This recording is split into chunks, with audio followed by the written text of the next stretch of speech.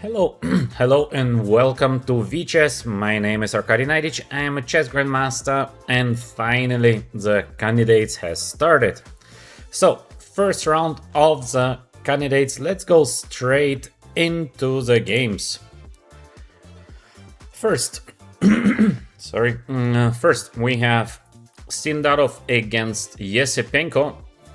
Both very young players. Sindarov qualified over the World Cup as well as Yesipenko. Sindarov from Uzbekistan at the current moment. He is on a rise, as you can see already, 2,745 elo, so he gained a lot during the last 6 months, and Yesipenko is more or less around 22,700 for quite some time. So, what do we have currently? Usually first round is a calm round, but actually right now we see a very fighting position, so both players are giving their best straight from the first round. Very interesting position. Let's check a little bit who is actually doing better here. We have this kind of powerful bishop here on e5. On the other hand, the bishop is strong, but can the bishop actually do something? On the other hand, we have here d5, c4, b5, very good pawn structure for black. So very complicated position, very difficult to say who is doing better. Actually, maybe the plan of white could be to bring the rook from a1 to e1. So here, and try to make a pressure on the e file and combine this pressure maybe with some pressure on the king side. So maybe somewhere knight on g5, queen h5 idea. Maybe to play h5 and just to see what black is gonna play next, because maybe h6 could be an idea. So to provoke the move h6 with a hope later on to get the knight from f3 somewhere to g6, because if black plays the move h6, it's almost impossible for black later on to take the knight on e5. Because of course knight takes e5, knight g6 would be the idea for white. So very fighting position. On the other hand, the play of black might be connected to, first of all, to the pawns c4 and b5. Maybe it's possible to push here something on the queen side. As well, there might be some idea of bishop f7, bishop h5 somewhere. Personally, I like the position of white better, but it might be wrong. So I think a very fighting position, very difficult to judge who is doing better here. Good evening to everyone. I hope you're doing well. Finally, we have the candidates. First round. In case you have some questions, please write them in the chat. I will try to answer your questions. Yes, we will check, of course, how we get to the current position. But first, let's take a look at the other games, and afterwards we're gonna check from move 1 how actually we got here. So the second game is between Bluebaum, Matthias, German player in the candidates. Bluebaum qualified over the Grand Swiss. It was, I guess, the biggest surprise of the tournament that Bluebaum managed to get into first 2 seeds. Very unexpected. Usually Bluebaum is a solid player, but can he really compete with the very top of the world? We will see. The latest results of Bluebaum been extremely good, so he managed to win 2 European single championships, and yeah, the qualification tournament, second place, Grand Swiss, incredible result. The current position, what do we have here? We have more or less, in my opinion, an equal position, maybe slightly better for white. Isolated pawn on d5. On the other hand, the structure f3, f2, e3, it would be a good structure for an endgame. So in case white would manage to get an endgame, maybe white would be better. But now we have this kind of attacking chances on the white king here on g1. So just imagine, let's say white would do something normal. First of all, of course, if white takes, we have here perpetual, so this is just a forced draw. I don't think that Bluebaum is gonna make a draw with the white pieces here immediately, because it feels like maybe white can try to push a little bit. So let's say rook fd1 is looking very logical. We attacked upon on d5. I guess black has a couple of options. One of the options is to play rook c8, so we try to win a tempo. Of course, not so easy to evaluate the position after queen takes c8, but I think black should be doing fine. Two rooks, sometimes two rooks might be a good decision, but I think in the current position with an open king, it should give more or less equal chances. That's why if white wants to play for a win, white has to do something like queen on d3. But after queen on d3, black can play simple move, rook e5 idea, rook to h5, queen to h3. Can this be better for white because of the isolated pawn? I don't think so. I think black has enough counterplay to be equal. So, endgame. Bluebaum needs to try to get to an endgame. Once he gets the endgame, yes, white can definitely push against the pawn on d5, but at the moment, endgame is very, very far away. So I believe it's more or less an equal position. Let's go with the next game. It is Praggnanandhaa. We all know Praggnanandhaa. He is young, but he is already for so long between the top 10 players of the world. He plays Naiditsch Giri, who manages to qualify over the Grand Swiss. I think as well, not many been expecting Giri to be the favorite to qualify in a huge open, because Giri is very safe, but he's not winning too many of his games. But he played an amazing tournament, so he qualified. Giri should be in a very good shape now. Praggnanandhaa as well, young Indian player, so very interesting game, but currently we see an endgame.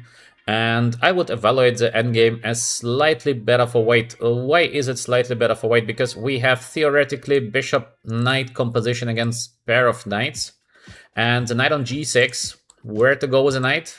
And the same story with the knight on c6. So there's not so many squares to position the knights to be well positioned. So I believe white maybe slight advantage as well. The pawn on f4, let's take a look at this pawn.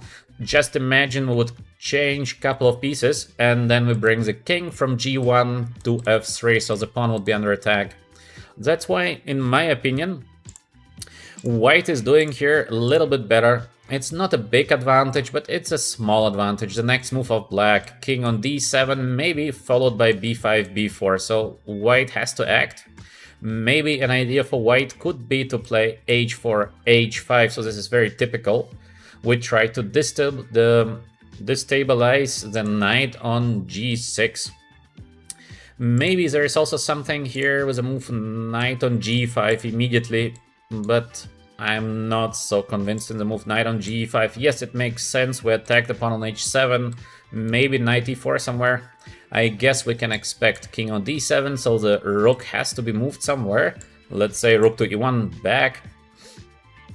And here black has few options. So pawn is hanging, yes it does, but black can even try something very tricky like rook f5, for example. Take, knight f6 is a threat, but we have the move knight e5, we have the move knight on d4, we can also go with a knight from c6 to e5, and the knight on h7. I don't know if the knight is in trouble, maybe not immediately, but can white play this kind of position for a win? I don't know. So for example, knight to e5, the idea of black is simple. King e7, king f7, king g7, we take the knight. So white has to do something against the idea of black, but is there a way to save the knight on, from h7? Not easy. So we will see if Praggnanandhaa is going to risk in the current position and go for this knight on g5. Maybe he can find a way to escape from h7 later on. In case he doesn't, I would say that we will see some positional play. Maybe he will play king f2, very, very logical. Maybe we're gonna see the move h4. It feels like it is the right decision to play h4, just I'm not sure if king f2 first or to play h4 immediately. Black is gonna play king d7. We have to put the rook somewhere. Probably it's gonna be e2 or e1, one of those. And black most probably is going to push b5, b4 idea. All in all, maybe some slight advantage for white, but it is not a big advantage, so it's a small advantage, but maybe Praggnanandhaa can find a way to push a little bit. Still, a lot of time on the clock. We have 1 hour 7 for Praggnanandhaa and 40 minutes for Naiditsch Giri. A lot of time for both players. As well, after the move 40, they get additional time. The time control is very, very long. We have this 2 hours for 40 moves, and then we get additional hours. So very, very long time control. It makes the games, of course, very high quality. On the other hand, it's so difficult for the players because can you imagine they're preparing for the game at least 4 or 5 hours of preparation. Then you have this kind of 4 to 6 hours of play, and this is what is happening daily. Huge pressure every game, so not an easy task for the players. Let's go to the last pairing of the male candidates, and I think this is the main pairing of the day in my opinion. We have Caruana against Nakamura, both players, yeah, we all know them. Personally, for me, Caruana is one of my favorites to win the tournament. I would say even he is my favorite to win the tournament. He is always so fair during the game, behaves always so well, and obviously for the last, I don't know, 15 years, maybe number 2 of the world, more or less. He was very unlucky to lose the match for the World Championship crown against Magnus Carlsen. So in case he manages to qualify, I think he is going to win against Gukesh. So huge stake for Caruana here. How is the position? How is the current position? I think a very interesting position, and actually a curious fact. Caruana is usually not doing so well against Nakamura in most of his games. So we'll see. We'll see how he's going to deal with the fact that somehow he is not very lucky playing his countryman. The current position, I believe white should be doing slightly better because we have this monster bishop on g2. As well, some pressure here on the e-file. Maybe not a big pressure, but there is some pressure. Bishop on a5 theoretically can only take the knight on c3. And yeah, if bishop takes the knight on c3, probably white is going to do a little bit better. Knight on d4, this is the beauty, the strengths of black. White long term has to do something with a knight on d4, so position is very complex, but it feels a little bit better for white. White, in my opinion, has to start some play on the king side, so it could be moves like h4, useful move. Maybe there is a chance to get the rooks to double on the e-file, so something like rook to e4 followed by the move rook to e1. White has to play on the king side, so this bishop on b2 theoretically could become very, very dangerous if white manages to do something with a knight on d4. So slight advantage for Caruana.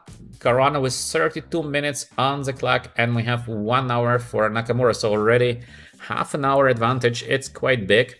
We are just move 17, so 23 more moves to go.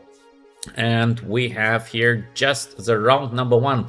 It's great to see, of course, for us spectators, the players, they really want to fight. We have fighting positions in all 4 games. It happens so rare because first round, usually you try to be solid with white, you try to be solid with black, don't risk too much. Let's see what kind of shape I am. So it's like the first round in boxing. Let's see first.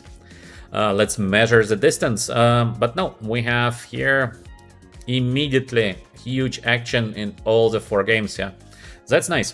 So let's see. Let's go back to the first game of Yesipenko against Sindarov. Let me read for a second your comments. Some questions or At the moment, no questions. Caruana always wasting all his time. Well, I believe he knows what he's doing. The last 20 years, #2 in the world behind Magnus Carlsen. He knows what he's doing, and also Caruana is so good in time travel. Unbelievably good. I have played with Fabiano many games, and sometimes it feels like, yes, he's a bit too slow, but he's just so strong when it comes to this kind of time travel. He controls the game with very little time on the clock, so it's difficult to push Caruana over time.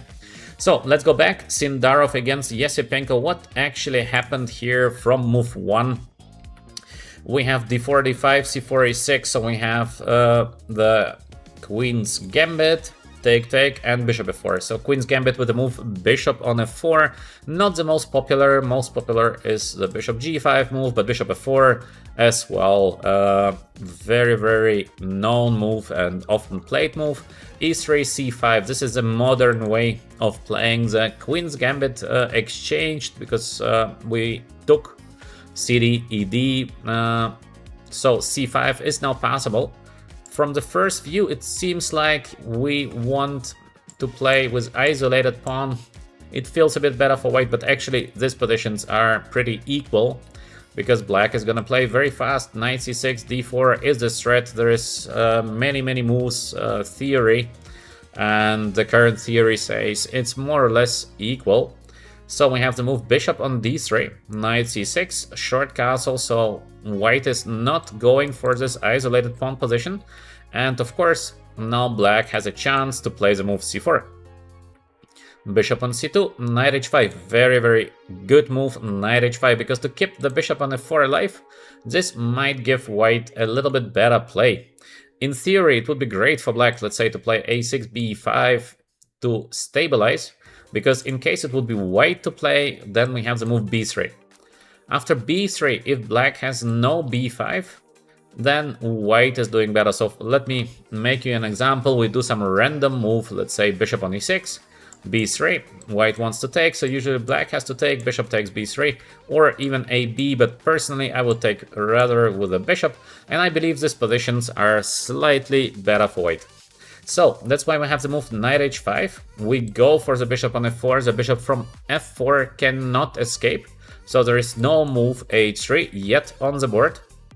Bishop e5, also this is very typical, and both players still play pretty fast, so 17 minutes spent for Sindarov, 6 minutes for Yesipenko, so they both know still what they are playing. f6, bishop on g3, because of course f6 not always a good decision, but we have to go for the bishop. In case we take with a knight, this would be a mistake, because de, look at the knight on h5. Horrible knight, knight is doing nothing, and as well the pawn on d5 is under attack. So that's why we have the move f6, bishop on g3 back, and f5. Curious, very interesting idea, f5, because it's not very typical. More normal would be just to take on g3 and to play the move bishop e6, but probably Yesipenko, he considered this position as being slightly worse for black, and this is making perfect sense, because now we have idea of b3, but as well we have the idea of playing e4. We put this pressure here on d5 in case black is taking, we take back. Here, pressure, bishop pair for black, but white is putting some quite strong pressure in the center. If it is much better for white, I don't think so, but it might be a little bit better. So we have this interesting move f5, which allows the bishop to escape once again. Bishop e6, of course, again, we cannot take because of d takes e5, the knight would be very bad. b3, as expected. Queen a5, well, to take, it leads to a worse position, so black tries to play the move b5 to keep the structure. Knight on e2, interesting, knight on e2. Is there something better that Sindarov could have done? I don't know, looks very logical to bring the knight over e2 to eventually f4, g3, looks very normal. Here we go, the move b5, knight f4, knight takes, and ef, strong move. I like this move so much. Maybe most of us would have played bishop takes f4, but the question is, what after bishop takes f4? Now black has this beautiful structure, and basically we have no great play yet on the king side. So e takes f4, very strong move. Rook e1 is coming next. Black gets the queen back into the game, makes perfect sense. And finally we reach the position that we have currently. And yeah, very fighting position. Very fighting position on the board. Still, I don't know who is doing better in the current position. I think it could be white, it could be black. Everything is possible. Hard to estimate. By the feeling, I believe that white should do something on the e file. White should try to be strong with the move eventually queen to e2.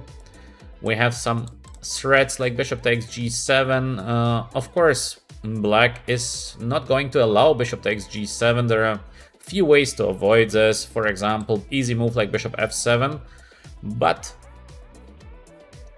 I don't know. I think white has to do something on the e-file, because if white cannot do much on the e-file, what could be the play of white to try something with a move a4? Doesn't look like it's gonna be a good idea, because we usually play where we are stronger. So to play a4 is not making real sense here. Pressure on the e-file, as we said, maybe first to play move like king h2, or maybe to go king g2, something like that, to improve a little bit the position of the king.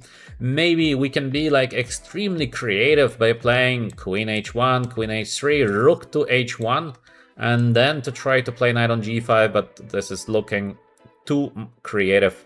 Usually it's too much. This is just too much, so I don't think it's a good idea. Feels very artificial.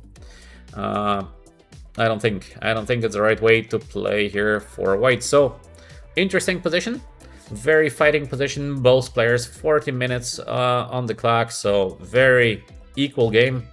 Let's see what happens next. Let's go to the next game, and here we have the first draw. So Bluebaum decides to force a draw. We saw the position here after the move queen d7. This is where we said maybe white can try to play here for some small advantage, but probably the position is equal. And Bluebaum just takes the rook on e4, and here we go with a perpetual check. So first draw of the game. Bluebaum does not like to risk. In general, the German players are very safe. As well, Kamer, who is German #1, tries to be safe.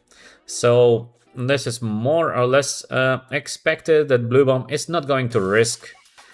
He prefers to make a safe draw, save a little bit of energy, and try to be strong in the next rounds, because most of the players will try to put pressure against Bluebaum, especially when Bluebaum is black. He has tough games in front of him. Short draw, that's alright. I think the same story goes for VE. Even VE, in my opinion, could be the dark horse of the tournament. VE is very strong. When he is in good shape, he's tactically incredibly strong. Sometimes he suffers a little bit in the openings. Sometimes he's missing a few endgames, but tactically VE is a monster. So in case VE is in a good shape, he might show something that would really surprise a lot of players. But personally, I would be not surprised in case VE would fight for the first position in the tournament. I know VE quite well, and he's so good in tactics. When VE is in a good shape, he is a beast. Short draw. Let's take a quick look what happened from move 1. So we have here another game, Queen's Gambit. This time no, c takes d5, so we have c5. The opening is called Tarash. CD, interesting. So he plays a very forced line of Tarash. This is actually a line which is usually black plays the line when black wants to force a draw, suffer a little bit, but finally to get to a draw. The main line of terror starts with a move knight on d5, also very safe line for black. So we have cd and queen takes d4. Black takes the pawn back, bishop on g5, bishop e7. All is theory, and we see both players playing the moves almost instantly. So theory, funny, h6, h6, so right, left. Bishop a4, not allowing black to play knight c6 so easily. Knight c6 still, so white has to choose to take or not to take. And here VE been thinking a little bit, maybe Bluebaum surprised him, but the question is, maybe bishop a4 surprised him a little bit. Not sure. Not sure why VE already was out of book, because usually it should be still his preparation. So queen on d3 in case of taking. Is there a chance to be better here for white? Short castle, so c5 probably. Let's say queen on d3 or d2, I don't know. Let's go with the move queen on d3. Some chances to get better here with white. Pressure here on f6, but we have this g5 continuation. I don't think that white is better, so white is not taking on c6. We have queen d3, makes sense, and knight e4. 20 minutes of thinking for VE and knight e4. Bluebaum takes immediately on e7, so Bluebaum knew the move knight e4. Bluebaum still in his preparation. Take. Short castle, probably to take. Black takes, queen takes, e4. Yeah, this is too risky for white. We have here the check on a5. And the white king has no time to escape into a short castle. White pawn up, but it feels so dangerous to do something like this with white. So we have short castle. Black is taking on c3, queen c3. So these positions are like, I would call them 51-49 for white, like small pressure, but usually it is too small to really win the game. Rook c8, usually the bishop on a4 would be better placed on d3 or e2, so white has to lose still some time to come back. Rook c4, very creative play. Quite unusual to play a move like a rook to c4. Interesting. Bishop b3 is forced, rook e4, and bishop g4, yeah. So they calculated very nicely. Cool idea, actually. Probably black could have continued with some easy moves, but this idea, rook c4, rook e4, bishop g4, very nice. Now there is no way to defend the knight on f3, so rook to d2, take, queen d7, and here comes the draw. Nice draw in the round number 1 between Bluebaum and VE. Bluebaum spent almost no time for the game, so maybe he thought, let's check if VE knows all the best moves, and yeah, then it's gonna be a draw. And maybe VE is not aware of some line, then maybe I can push a little bit, so Bluebaum decided to take a safe decision. Draw. Let's go to the game of Giri and Praggnanandhaa. We saw the last move, knight g5, so knight g5, Praggnanandhaa is going for this crazy pawn win on h7. Very surprising. Let's see how it's gonna end. But let's check the game from move number 1. So, welcome to everyone in the chat who is new. Welcome to VChess. My name is Naiditsch. I am a chess grandmaster, and we are checking the games from the candidates live. Of course, I'm checking without computer, so we try to get this kind of human feeling for the game. Because once we turn on the engine, we feel like heroes, but actually we understand very little. So we have Sicilian, and Praggnanandhaa is playing the move knight c3. So knight c3, it has only idea when you play against someone who is playing the knight of. For a knight of player, so knight f3, knight of player has to play over the move order with d6. And this is a trick. So after knight to c3, black has to play the move d6, because if black goes knight on c6, then white goes knight f3, and there is no more knight off. This is the trick against the knight of players.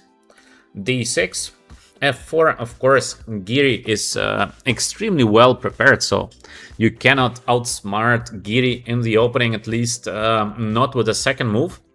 All this is still theory, but quite a rare line, so bishop b5, bishop d7, a4. This is a modern approach. Knight on c6, short castle, all is theory.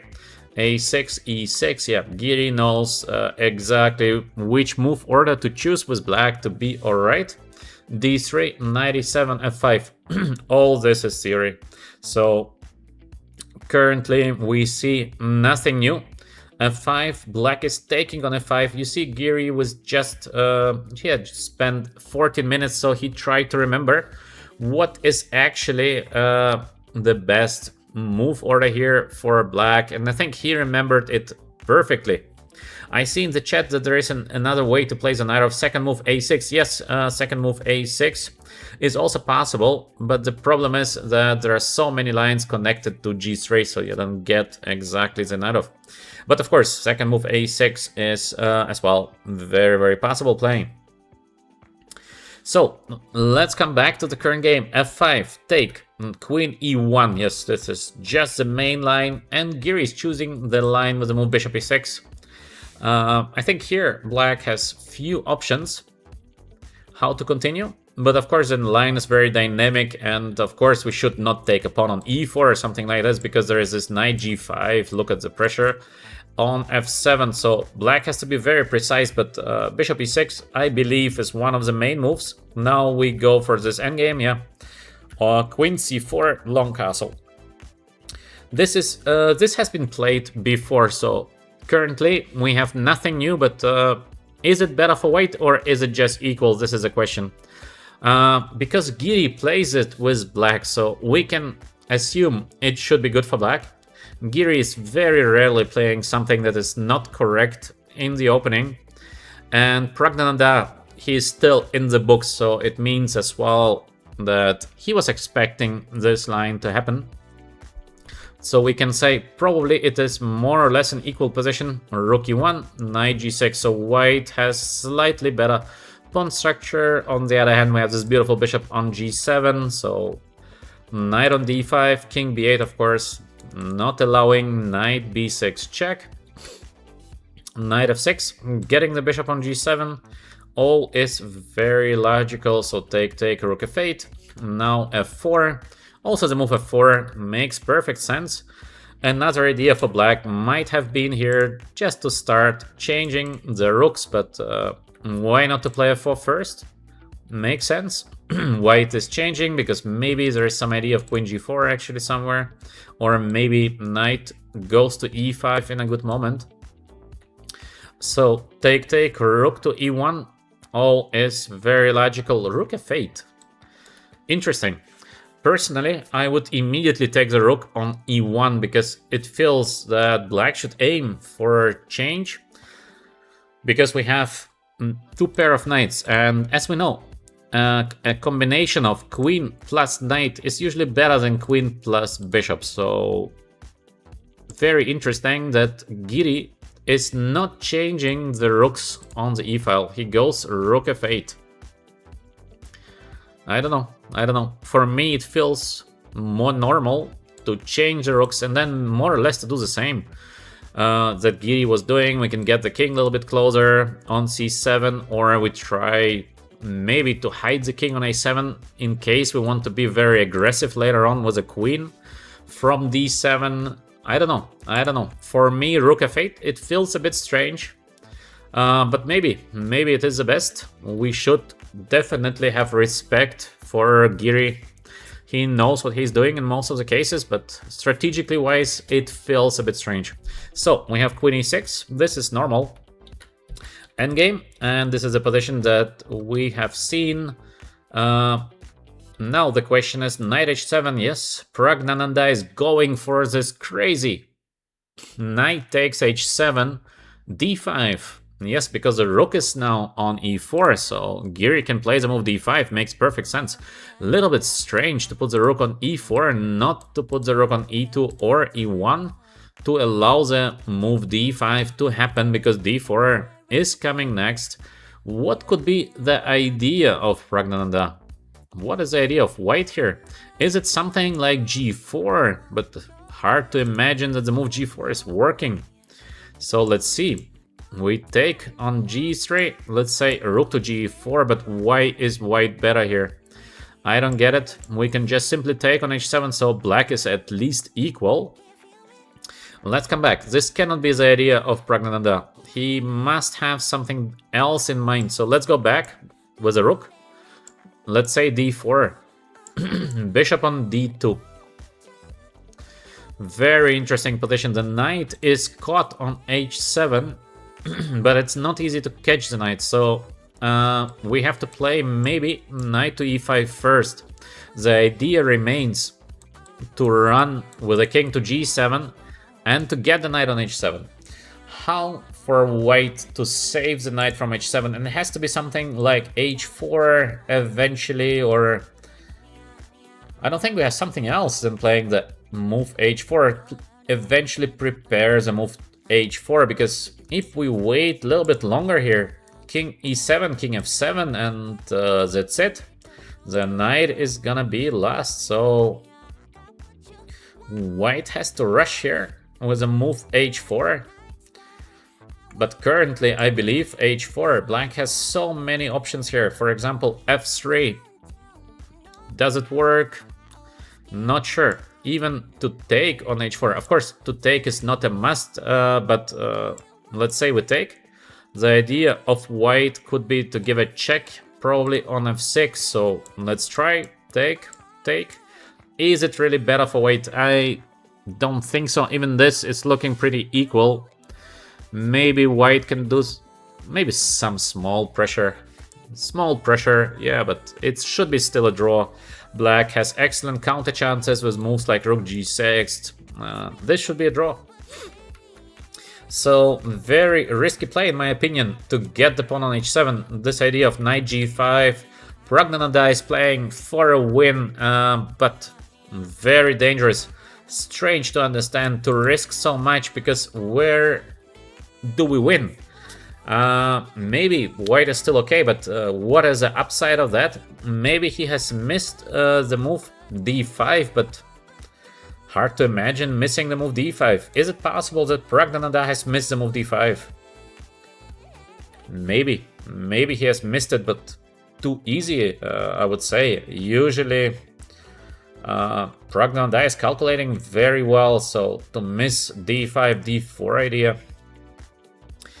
I don't know. Maybe there is something fantastic that white is planning to do, so we're missing something completely. Maybe there is some great idea. Maybe actually bishop e1 is better because we control the square h4. So the idea is to play h4, but the question is, after h4 even, black has so many options. So let's say knight e5, h4, we have the move f3. I don't know. For me, it's difficult to imagine that white is gonna have a better position here. We have knight f4 coming next. It should be enough compensation. I don't know. In my opinion, black is doing fine. Maybe white is not worse, but who knows? It's risky. Quite risky play by Praggnanandhaa, in my opinion. He risks a lot by taking the pawn on h7. Let's go with a game of the day, in my opinion. Caruana versus Nakamura. US number 1 versus US number 2. For me, Caruana is the US number 1 and Nakamura is the US number 2, because Nakamura gained a lot of rating by playing open tournaments where basically there have been only players, I think, under 2,400. This is a bit strange. I think Magnus wrote some nasty words about it, or funny words, that yeah, to do something like this is maybe a bit strange. But anyhow, Nakamura with amazing 2,810 elo, so over 2,800. Current position is very dynamic. I believe the knight will get to d5. I believe that Caruana is trying to put some pressure with the white pieces. let's see how we got here. So we have knight f3. Caruana is capable of playing any kind of opening. So he can go e4, d4, c4, knight f3. Caruana is playing everything. It makes it very difficult to prepare against Caruana. Very hard to guess the opening.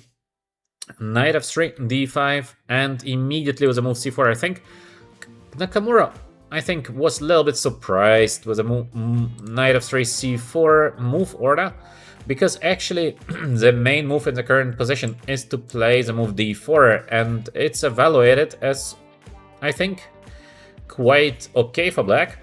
Of course, it leads to crazy positions after the move b4. We have here very many games. Black has many different strategies to play the current position, but it actually counted as okay for black. Instead, we have Nakamura with a move e6, and after g3 we have the Catalan structures as well.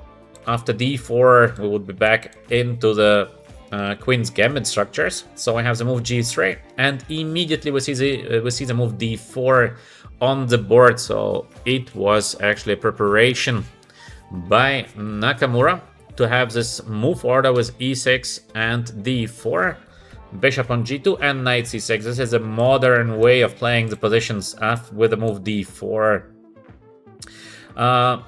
Not so long ago, the main move in the current position would have been knight f6, c5, knight on c6 setup. So it's like Benoni but reversed.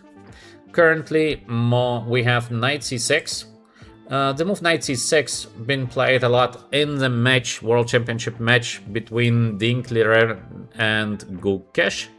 So knight on c6, short castle, bishop c5, e3. This is all theory. Knight e7 is theory as well, and knight takes d4. Another way to play the position is, sorry, wrong arrow, to take on d4, knight on c3. But we have knight d4 and b4 idea. Take, short castle, and queen on b3. All is this is all not a novelty. Bishop a5. We see also Nakamura just spending 9 minutes for the first move, so he knows what he's doing. Knight on c3. Knight on f5, attacking the pawn on d4. So Nakamura has spent here quite some time. 17 minutes to play the move knight f5. Maybe he was considering taking the pawn on d4 immediately. I'm sure that Caruana is still in his preparation. Nakamura with the move knight f5 maybe showed that he was unaware of the move knight on c3. Maybe he was getting ready for the move bishop on b2 in his preparation. So here we have knight on c3, knight f5. In case black would take on d4, I think white has a couple of options. We have the option of bishop on b2, bishop on a3, knight on b5 later. So very dynamic play for white. Knight f5, trying to get the pawn on d4, bishop a3, here we go. And rook e8, because in case we take on d4, here we have this move queen to a4, I guess. Rook is hanging, bishop is hanging. In case bishop would take on c3, white can take on f8, then bishop a1. This is okay, but white is gonna take on c3. Knight and rook under attack. Knight e2, king h1, and the knight might get trapped. So, for example, rook e8 and queen c2, the knight is trapped here on e2. That's why we have the move rook e8 first. d5 makes sense. Also played very fast by Caruana, so Caruana is still in his preparation. Knight on d4, queen a4, logical, b6. Nice move by black, very nice move by black. And rook to e1. The idea of b6 is nicely visible in case white would get greedy. Take, and take on a8. Now black would simply take back. And we have here knight f3, deadly, bishop h3, in combination with a queen on a8. It's not a good idea for white to win the exchange on a8. That's why rook e1. Caruana thinking for 40 minutes. Wow. So he was surprised by the move b6. 40 minutes of thinking. Unbelievable. So yeah, Caruana really took some time. Rook e1. Maybe he was considering to play d6. Could it be? Maybe, but feels strange to play d6, so why is it 40 minutes? For sure, he was thinking about something, so he was calculating something very, very deep. Maybe it could have been the move c5 to attack the knight on d4. Is it possible? Maybe. Very complex position, actually. After the move c5, maybe black can take here. But this looks dangerous for black, actually. To win the pawn on c3, later to win the pawn on d5 feels dangerous, so I would not play this with the black pieces. I believe white should have here good compensation. On the other hand, good compensation, yes, but is there something more than just a good compensation? I don't know. It's very complicated. So c5, I guess Caruana been considering playing c5, because otherwise, why do you think for 40 minutes we have rook e1, bishop on d7, quickly played by Nakamura, queen goes back, very normal, and we have the move c5 to stabilize here, the knight on d4, actually c5 again, very nice play by Nakamura. He continues sacrificing the rook on a8, and I believe white should not take the rook, so nice play. Little problem is the bishop on a5, so if the bishop could be transported to f8, black would be just having a great position. Now with the bishop on a5, maybe white is slightly better. We have the move a4. Interesting play by Caruana. a4, b5 was the threat? Maybe.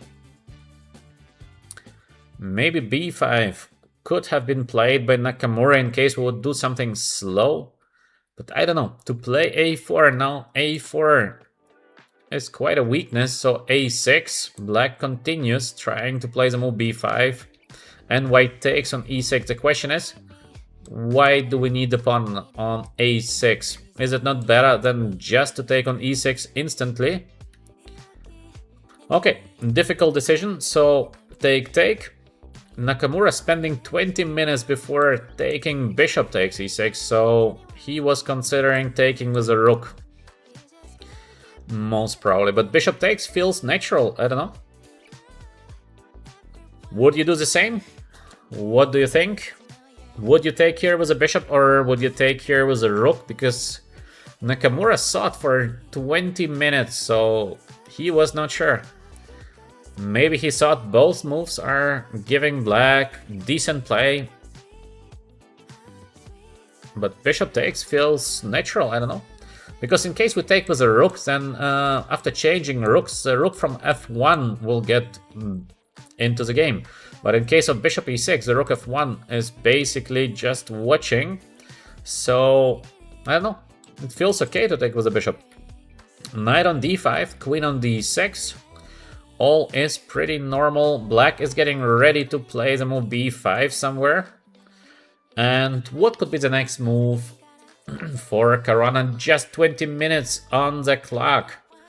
20 minutes for 20 moves. So basically, Fabiano is already in time trouble.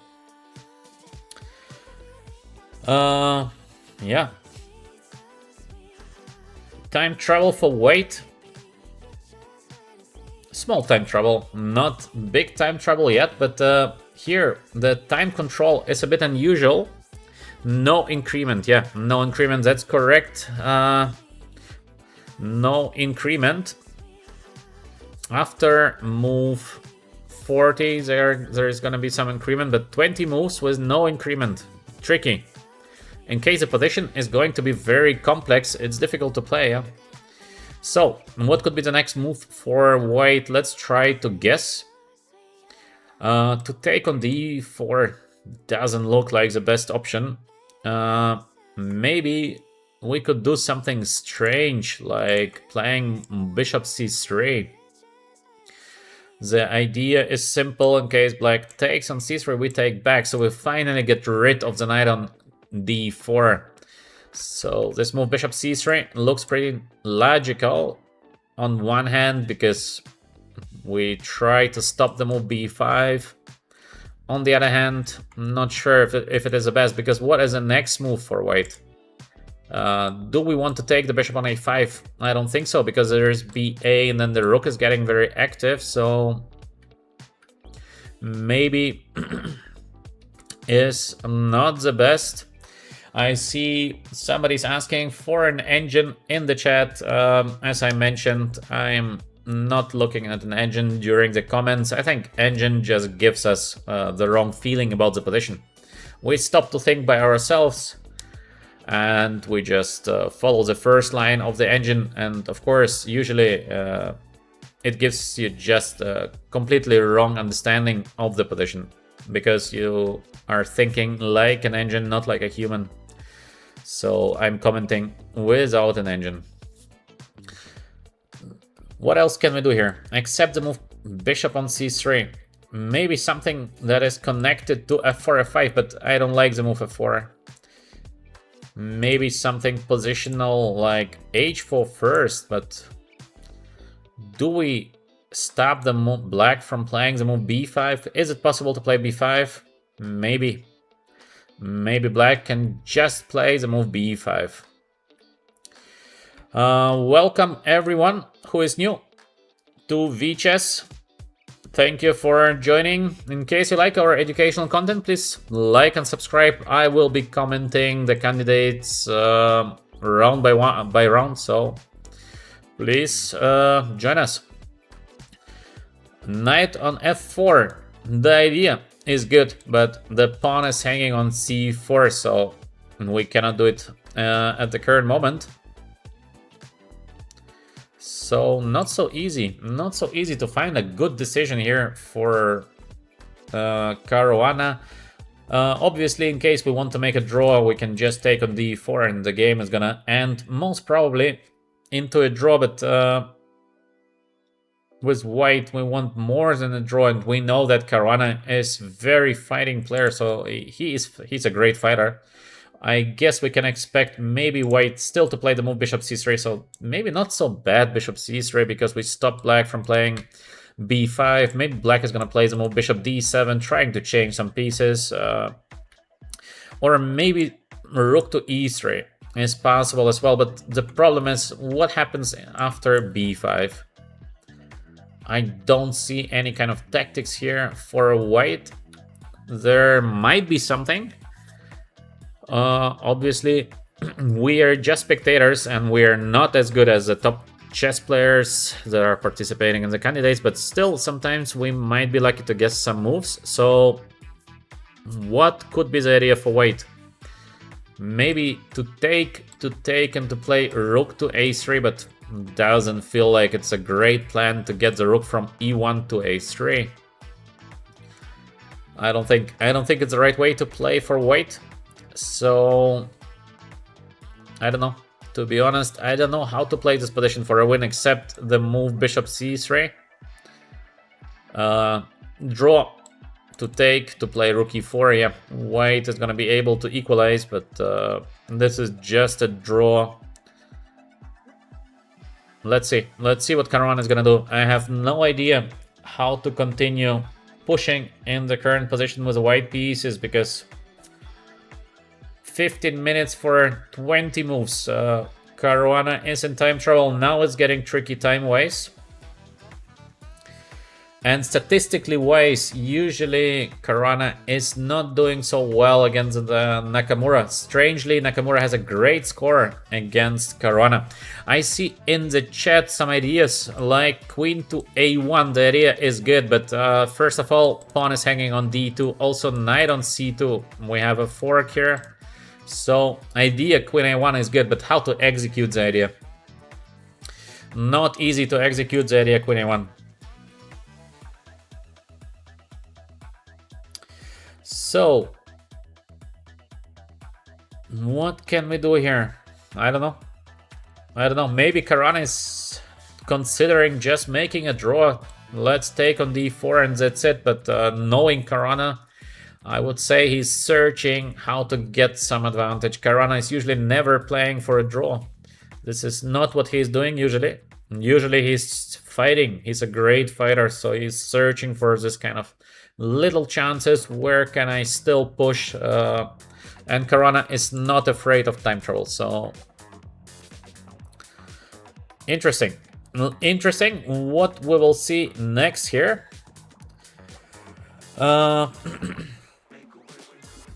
I see a question in the chat why Caruana did not win. Probably you mean the exchange on a8. We discussed it. It was just so dangerous to take the exchange. So, yeah. Let's go back to the game of Sindarov versus Yesipenko. We still have here this kind of positional play, but now we see the bishop on h5. What a powerful bishop. So somehow, maybe black is doing better also time-wise. 17 minutes for Sindarov and 34 for Yesipenko. So today black is pushing white on time. More or less similar like in the game Caruana Nakamura. So this is what we saw. White played king g2, so just a normal move. Bishop f7, yeah, we expected that black will try to get the bishop to h5. Sindarov finds nothing better than to play queen on d2. Well, so bishop f4, bishop h5. Yeah, it feels that maybe black is pushing now. It feels like white found no way to do something on the e file, and black has now this bishop here on h5. Maybe just a better position for Yesipenko as well. More time. We have the move a4 been played. It makes sense to change eventually to take afterwards b takes c4, but now black is gonna take always with a d pawn back, so this is not enough. The idea might maybe to take and to play rook a6, but also this is looking a bit weird. So maybe black is doing better. Very interesting how Yesipenko outplayed Sindarov. At the moment, it could be a fantastic start for the Russian player to start with a victory with the black pieces against Sindarov. This would be amazing. What do you think in the chat? Will Yesipenko manage to outpush Sindarov in the first game? I see a question. Does this pawn chain for Yesipenko will definitely develop a pass pawn eventually? Definitely, eventually. Yeah, perhaps. We will see. I think Yesipenko is considering something tactical like knight takes e5, because to take with a d pawn, probably not possible. To take with the f pawn, there is f4.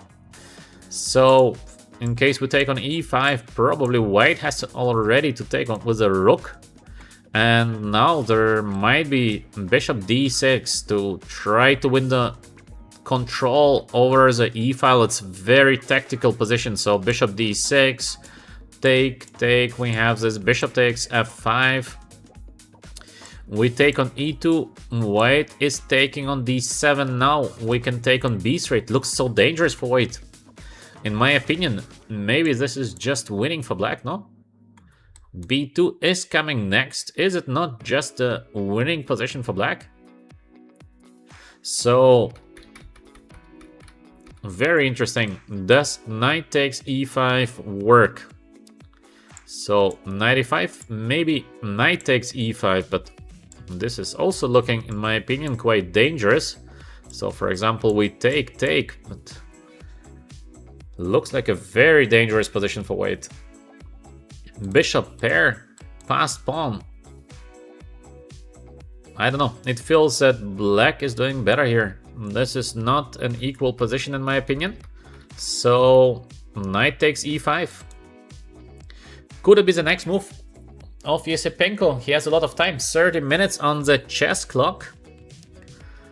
He can calculate if knight takes e5 gives him advantage, or if there is a way to prepare the move knight takes e5, maybe he can just slow play the position like rook e7, rook e8. This is also possible. I don't think it's very dangerous. 8b, ab, rook a6, still no threats.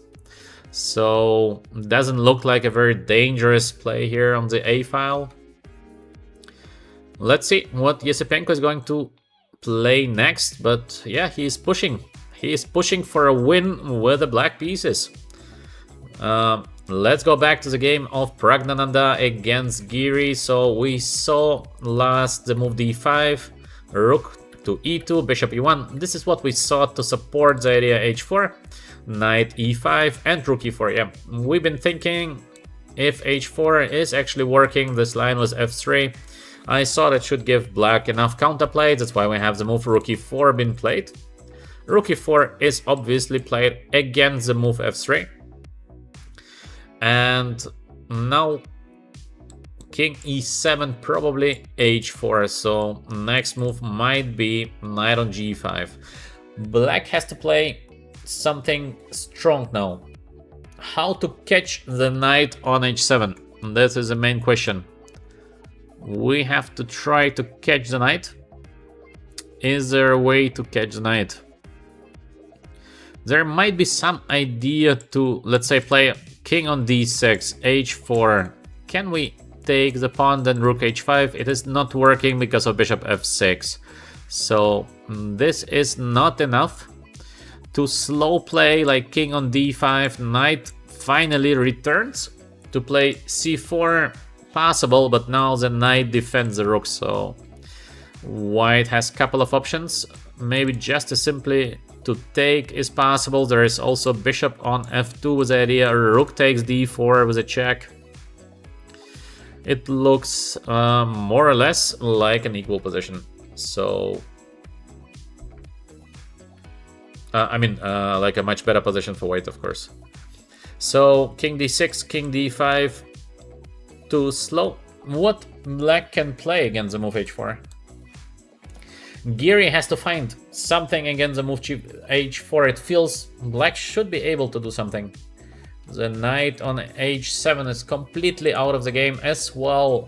In case everything is not working, we can go knight f7.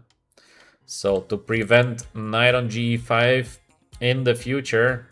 But of course, with the black pieces, we would like to do something else. It feels knight f7 a bit too slow. What can we do here with the black pieces? I don't know. I don't know. Maybe it's a genius play by Praggnanandhaa to capture the pawn on h7, knight on g4 applied by Giri. So he goes with the knight on e3 next. But now the knight on h7 is going to escape, I think. Let's take a look. For example, we play the move h4. There is knight on e3. Now, what can we do here? Let's say h5 looks pretty interesting because in case black rook takes on h5, we have this knight f6 fork. So after the move h5, black has to move the knight somewhere. But where to move the knight? Knight on e5. Let's say h6, or maybe even bishop h4 first.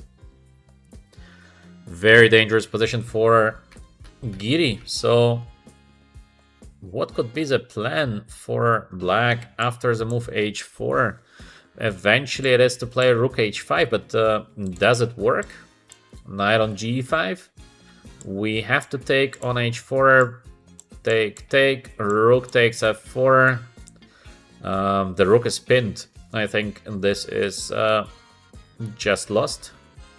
So maybe knight f6. But also after knight and knight f6 we have rook e6. This is also not looking like a great position. Not looking great at all.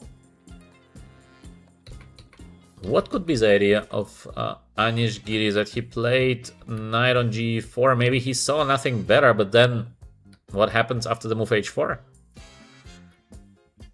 Simple move h4. knight on g5 next. Also, if we look on the queen side, maybe somewhere move b4 could be very dangerous, because we absolutely collapse the structure of black. bc, and the pawn on d4 is going to fall, but first we need to do something with the knight, so h4. To play b4 immediately, we have this rook h5. f6 is covered by the knight, f8 is covered by the knight. Probably there is a move h3, but this also playable. Also, this is not a draw yet, so white can also try to push in the current position. Maybe Praggnanandhaa is thinking b4 or h4. In both cases, I believe that white is doing better now, yeah. Unbelievable. So Praggnanandhaa is going here for the pawn on h7, playing knight on g5, rook e4. Very strong move, because it feels like, why do we want that black plays d5, d4? So dangerous. Giri is pushing the move d5. Very logical.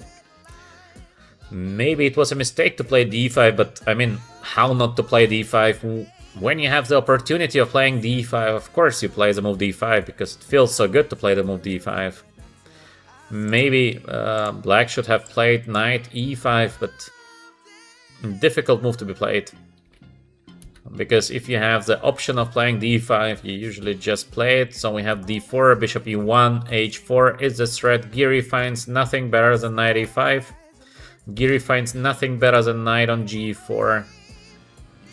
We move 31. Praggnanandhaa, 27 minutes on the clock, so a lot of time and little time for Anish Giri. So Anish Giri under pressure. Could be a great start for the Indian player. Let's go back to the main game of the day. It is Caruana Nakamura. We see opposite color bishop endgame.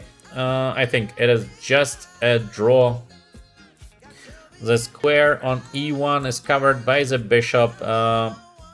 With white to play this position for a win is very difficult. Maybe white can push a little bit, but objectively speaking, I believe so difficult to play this position for a win. Maybe the idea of white could be to play h5, rook h1, rook h4. This is a nice maneuver to get the rook into the game. I mean, in case white manages to get the rook into the game, of course white is gonna be much better. Monster bishop on d5, but probably there is a way to defend against the idea rook h1, rook h4, rook f4 for black. But how we got here? We saw the position, bishop takes d4, so Caruana finds nothing better than to go for the opposite color bishop position, yeah. Bishop takes d5. Very passive way to play for Nakamura. I think he could have tried something else. White to take immediately on d5. Of course, maybe he saw that just a draw, so let's just make a draw, but I don't know. Maybe black could have tried something different. And now we have this position that is just very close to a draw. a5, yeah, d3, queen f6, and king on g2. So white, in my opinion, has only one idea. h5, rook h1, rook h4, so only one way to play this position for a win with the black pieces. We have to avoid that. So maybe we can consider playing the move g6. Looks pretty logical. To play the move g6, maybe there is something also like rook h1, rook h3, g4, but it feels quite bad to play the move g4. I don't know. I would not risk playing the move g4. Yes, absolutely correct comment in the chat. Opposite color bishops favors the attacker. This is absolutely correct, but we have to have some pieces on the board to attack. In case we change the rooks, then it's too little to win the game. Just bishop and queen is not enough to win the game. We have to get the rook into attack, but there is only one way to do it, and it is to play rook h1 and somewhere and get to the f-file. In my opinion, only one idea now. It is h5, rook h1. So black has to avoid this.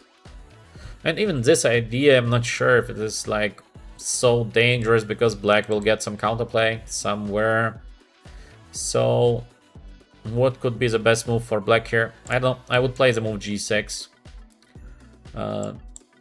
And after the move h5, maybe just to play the move g5. Of course, g5, I'm not sure because we have this f4 opportunity somewhere. So we have to be very careful with the move g5.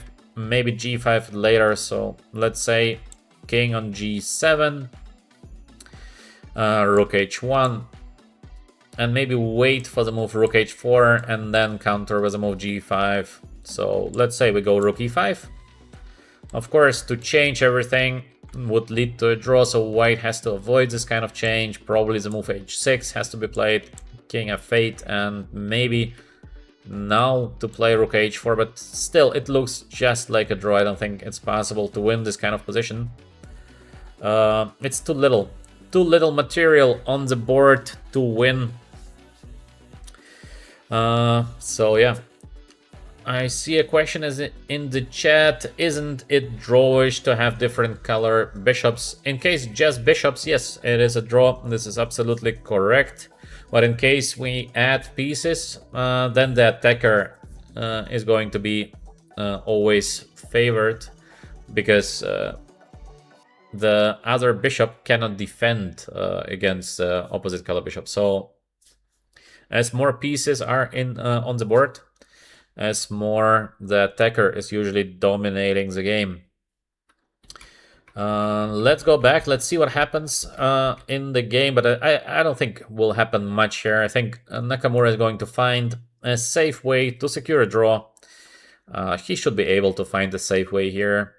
On the other hand, Caruana is risking absolutely nothing. In worst case, he can always play the move queen f3 and offer a draw, so it's a risk-free play for white. If white can push a little bit, this we will see during the next half an hour. I see only one idea. h5, rook h1, rook h4, and rook to f4. I don't think there is something else for Caruana. And all Nakamura has to do is to defend against the idea. I think he's going to find a way. Still 22 minutes for Nakamura. We are move 27, so he has enough time to find a way to secure a draw.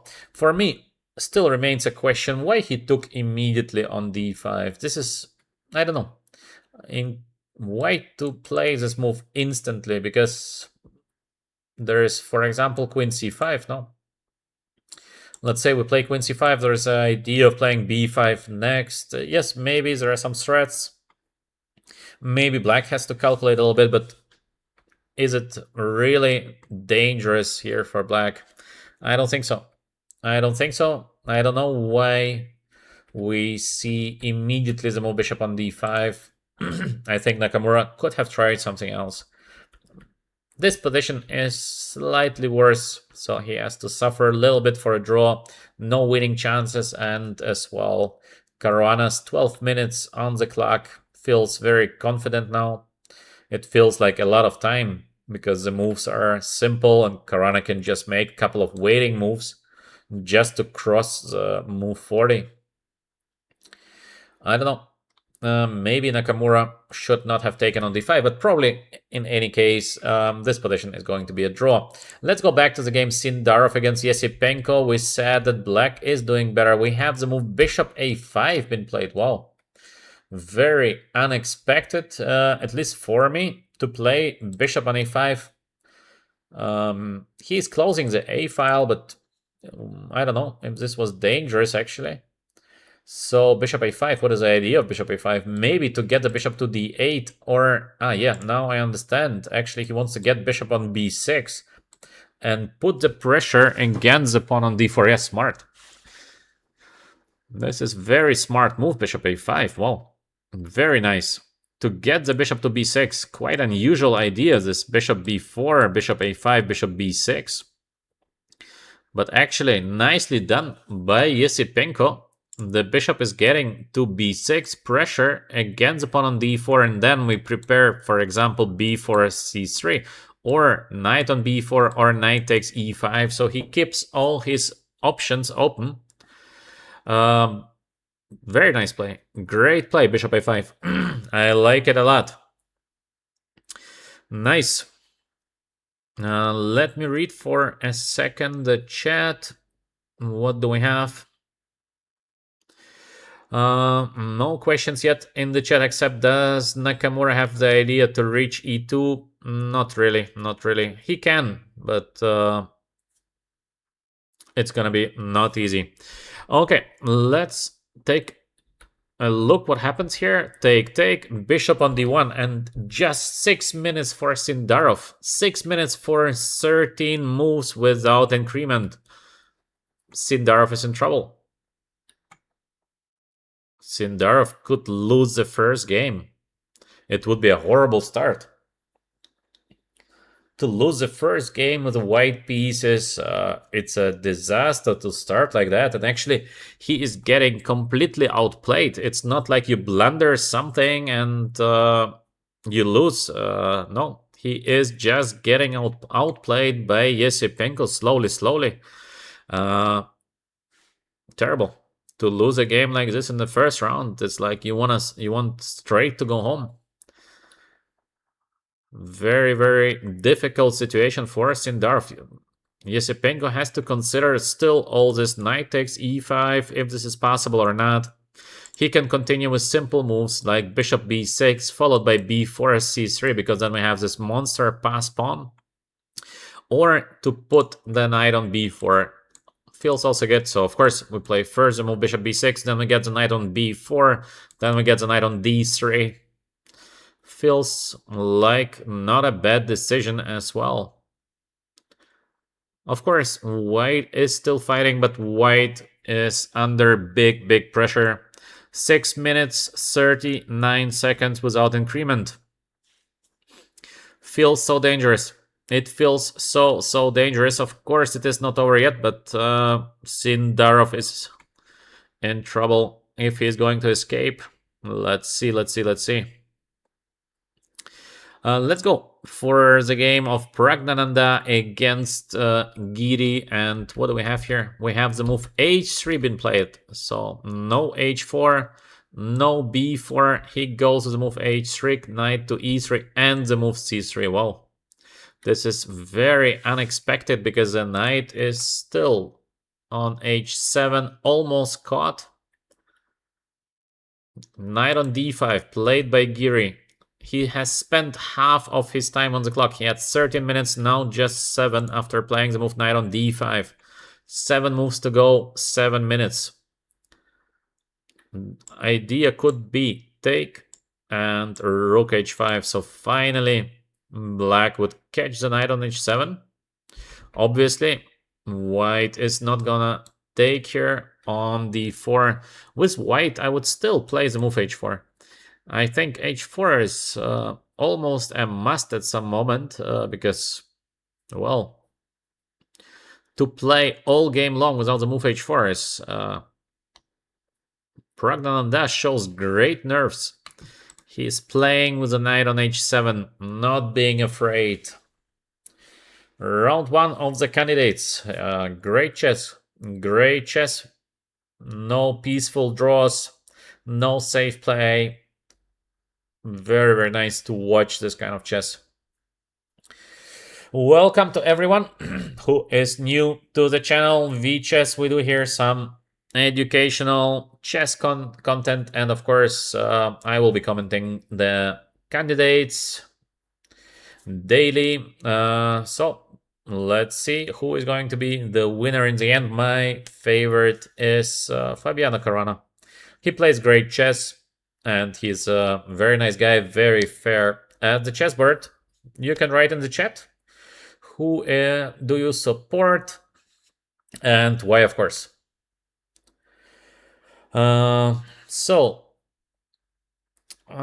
C takes d4, not working. h4, or maybe there is something connected to the move g4, also possible. maybe g4 deserves attention, so take and to play something like rook g4, but it feels a bit strange, so I don't know, because now there is idea of knight e3, rook f1. Very risky to play the move g4, but for a reason, Praggnanandhaa does not like to play the move h4. So in this position, it feels so natural to play the move h4, but he played the move h3 followed by the move c3. Let's see. Let's see what happens next. Still 20 minutes for the Indian player. Maybe c4, h4, maybe h4 immediately. The idea of black is now to play the move rook h5. Let's go back to the game of Caruana versus Nakamura. What do we have here? Positional move, queen e5. Maybe the idea is queen e2, but of course there is queen to f3. And white is attacking the pawn f7, so it's going to be very difficult for black to get the queen to e2. Maybe Nakamura wants to go back by playing queen f6, but I don't know. I don't know if this is the best, because first of all, this position after queen takes f6 takes, is it a draw or white is capable of pushing a little bit? Not 100% sure. Probably it is a draw, but still bishop e4, so we avoid the change of the rooks. Now, if black wants to still try to change the rooks, black has to sacrifice and to play rook e1, but is it a draw? This is the question. Probably it is a draw. In case we get the king to c6, black is going to put the bishop to c5. Now we will...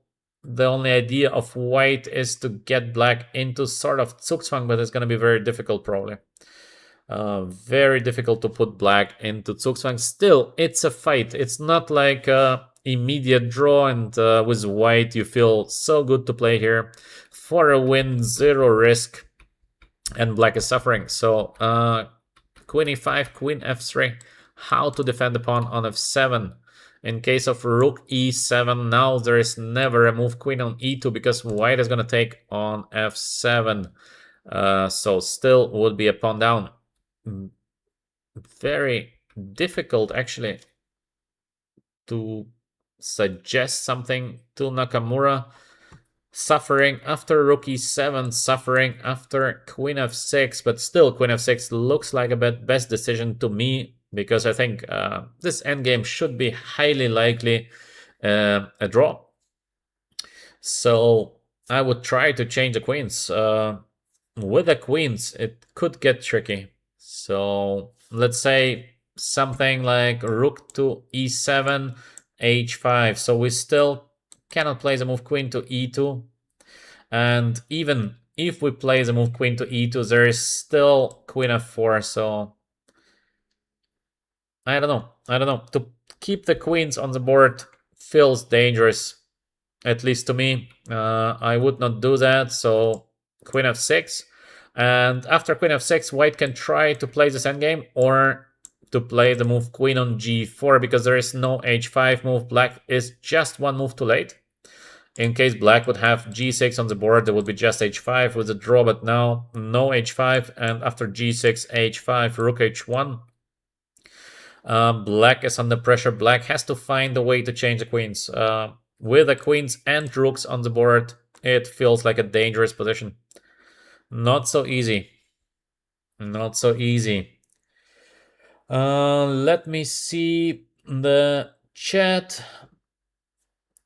Would you decline the queen trade on f6? Yes, as I commented, for white, of course. It would be great to keep the queens on the board. On the other hand, to change bishop e4, f5, I don't know.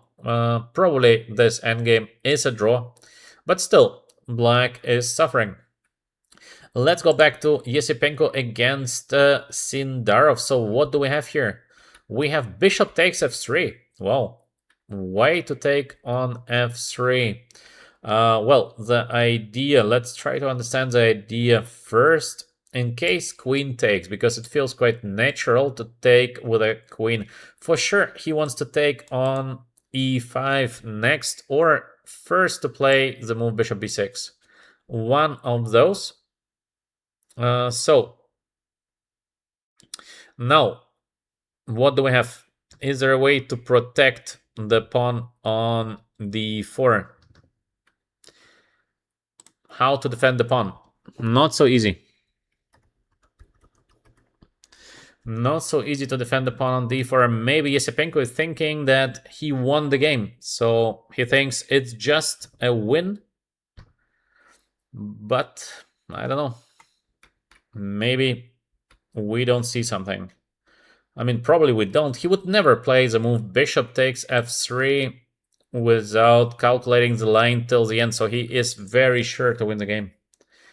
He is extremely sure to win the current game. So he sees probably no way to defend the pawn on d4.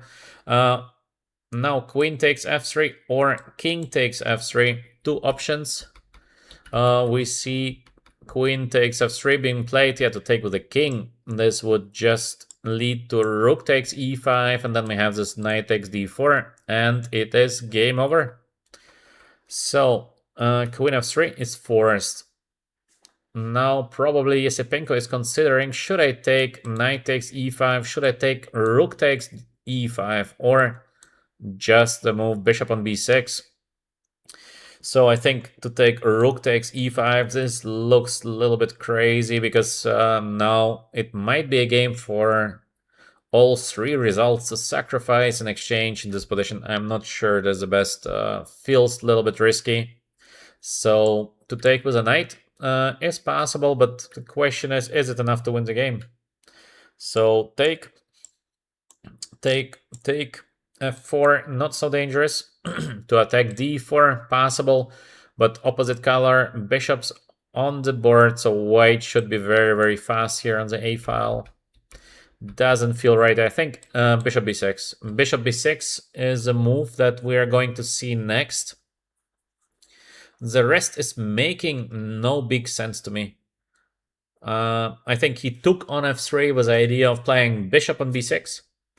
And now he's calculating because maybe he has missed something.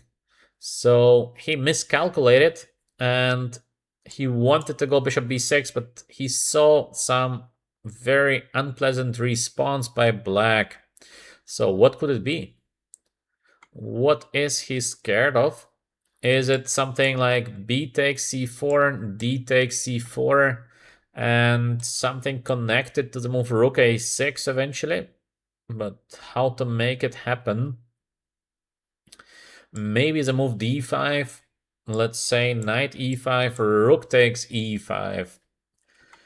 How to evaluate the position like this? Actually, not so easy. Not so easy. The pawns are running, but we have this rook a6, bishop sc2, f5 could get weak. It should be better for black, but maybe not so simple. So maybe he thought he's much better, and then he reevaluated to more or less unclear, and now he thinks, what should I play here? But then, of course, the move bishop f3 looks just ridiculous. Miscalculation by Yesipenko. It seems like it is a miscalculation, which could lead from a much better position with 30 minutes against 6 minutes to a position where now still 6 minutes for Sindarov, but just 12 for Yesipenko. He has missed his chance in a very good position. Still, bishop b6 is looking good, but we will see what Sindarov is going to reply at bishop b6.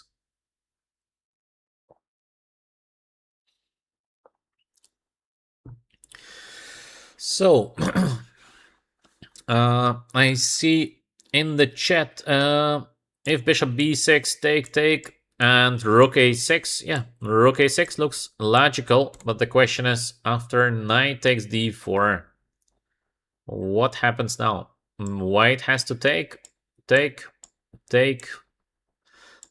with a rook, 2 pawns down, because okay, it's basically 1, but it feels like 2.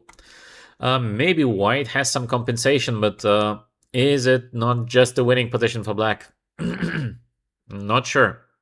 But it looks like it should be very good for black, so I believe maybe the move d5 is the way to go here with the white pieces. We will see very, very soon. 11 minutes for Yesipenko. The time is running down. We're just moved 28, so it's going to be crazy time trouble probably. Let's take a look at the game of Praggnanandhaa versus Giri. So we finally see the move h4. So this is what we've been expecting already for some time. h4 on the board. Black is taking on c3. Rook h5. Knight on g5. Yes, and knight f6. Interesting. Giri is not taking the pawn on h4. Why is he not taking the pawn on h4? Is there some win here for white? Maybe rook e5. So the knight has to go somewhere. There is no king d6 because we have the check on f7. So Giri would have to play with a knight, and then in worst case, white is taking and taking the pawn on c5. So this is why we see the move knight f6 been played. Rook is under attack. Many moves here. Rook e6, rook c4. Maybe as well some crazy move like g4, but then rook g5 is possible. So g4, not the best. What can we do here with white pieces to try to win the game? Rook e6 looks like the most natural to attack both pieces. So take, we take. The rook is under attack. Rook can only go to g4. Is it a winning position? It feels like a winning position. I don't know. Just a simple move like h5. So let's say knight h4, because after knight to e5, h6, I believe there is some check here. I go king f2, take. Is it a win or maybe not a win yet? Yeah, maybe it's not yet winning. But I don't know. Usually bishop plus a pass pawn should give to white excellent winning chances. It looks like a winning position. I don't know. Let's see what will happen in the game. But perhaps rook e6 is giving to Praggnanandhaa excellent winning chances. For Giri, it would be very, very difficult start. We know that Giri is a very strong and safe player, but he does not win too many games. And after a loss, to recover the next game is not an easy task. Giri likes to be safe, so next game probably Giri is going to play something safe with the white pieces, but he needs to push. For Giri, there is just one motivation, and it is to win the tournament. To get second place for Giri, I believe it's not that interesting. He's so long between the top 10 in the world. It changes nothing to become second. So not an easy task for Giri in case he's going to lose the current game. Welcome to VChess. Good evening, everyone. Hello and good evening, Raymond. Nice to see you. Let's go to the next game between Caruana and Nakamura. What do we have here? Wow, we have huge changes on the board. So queen f6, this is what we said, that it might be a good idea for black to change the queens. White does not change the queen, and yes, bishop c5. This is a very sad move. What a sad move by Nakamura. Bishop on c5 doesn't feel good. h5, of course, the rook h1, rook h4 idea is coming next. h6, now trouble on the light squares, queens on the board, rook h1, of course, queen g5, queen d1, so black tries to change the queen, queen to e7, bishop c6, also strange to play queen e7, not queen to e5, bishop c6, hunting away the rook, rook e1 coming with a tempo because the bishop is on c5 now. I think this position might be already close to lost, in my opinion, for black. This might be a horrible position. Unbelievable how quickly the things changed. And also the move queen g4 shows how confident Caruana is actually. because he could have played rook to e4. In case of rook e8, we have rook f4, so he plays queen g4 was the idea. In case of rook e8, we take and then we take on g7. So he's very confident now in his position. Caruana, he feels that he's very close to win the game. We have the idea of this queen e4, queen h7, all the light squares, complete domination for white. Now rook e4, rook f4 could be as well the next. I think objectively speaking, this position might be just a win. So just a couple of moves ago, it was a draw. And suddenly now this position might be a win. Unbelievable. Nakamura is in trouble. The last 5-6 moves of Nakamura are so strange. So Caruana might win his game against Nakamura. It would be an unbelievable start for Caruana, who is usually doing very well, but he has a bad score against Nakamura. So he would win against the toughest opponent for him in the candidates. It would be unbelievable start for Caruana. It looked like it's going to be a draw. And suddenly Nakamura with a very unlucky play. I mean, I don't understand the move bishop c5. How to go away with the bishop from b4. Controlling the e file. You're playing bishop on c5. Wow. Why to play a move like that? Don't get it. And huge trouble for Nakamura now. 3 minutes for Caruana for the next 4 moves, and after move 40 he's going to get additional 1 hour. So Caruana has to play 4 moves without changing anything major, and yeah, after that he's going to find a win. Queen to e4 idea, queen h7, so king on g8 is sort of forced. Probably queen f5 could be the idea of white to play bishop e4 next. After queen to f5, yes, queen f5 on the board. Queen d7 I think is the only way to play. Yes, this endgame is horrible, but there is nothing better. Yes, queen d7 been played. Very logical. Black is fighting, and now Caruana has to decide to play queen f4 to keep the pieces on the board, to play rook e6. Looks spectacular, but I think it's making not much sense. So keep the queens on the board or go for this endgame. This endgame is very unpleasant for black. This is a very ugly endgame. But it's not a checkmate, so maybe after rook g7, g4, it's a tough position because h5, g5, g6, you cannot do much with the pawn on g6. Black has to be very passive, but maybe it's enough to make a draw. So Caruana has to decide, go for this endgame and make Nakamura suffer in an endgame, or to keep the queens on the board. Yeah, he keeps the queens on the board. Now rook e8 is not possible. Beautiful little tactics here. Take, and rook takes e8. We have the pin.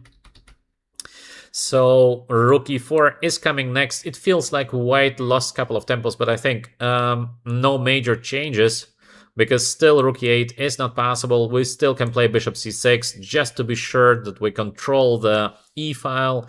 The next move is rook e8, and Caruana has to play 1 more move till move 40. So he has 1 minute and 40 seconds to play the move rook e4. Personally, I would have done the same. I would have kept the queens on the board. Instead going for this better endgame. It feels like it's not enough. It's not enough. He is already doing much better, so to go for just a better endgame might be too little. Let's go to Sindarov against Yesipenko. We see the move bishop b6, rook a6 without b takes c4. Immediately the move rook to a6 and knight takes d4 exactly, and queen h5. Wow. Rook takes e5 played by Yesipenko, but both players so little time on the clock, so basically it's like a rapid game.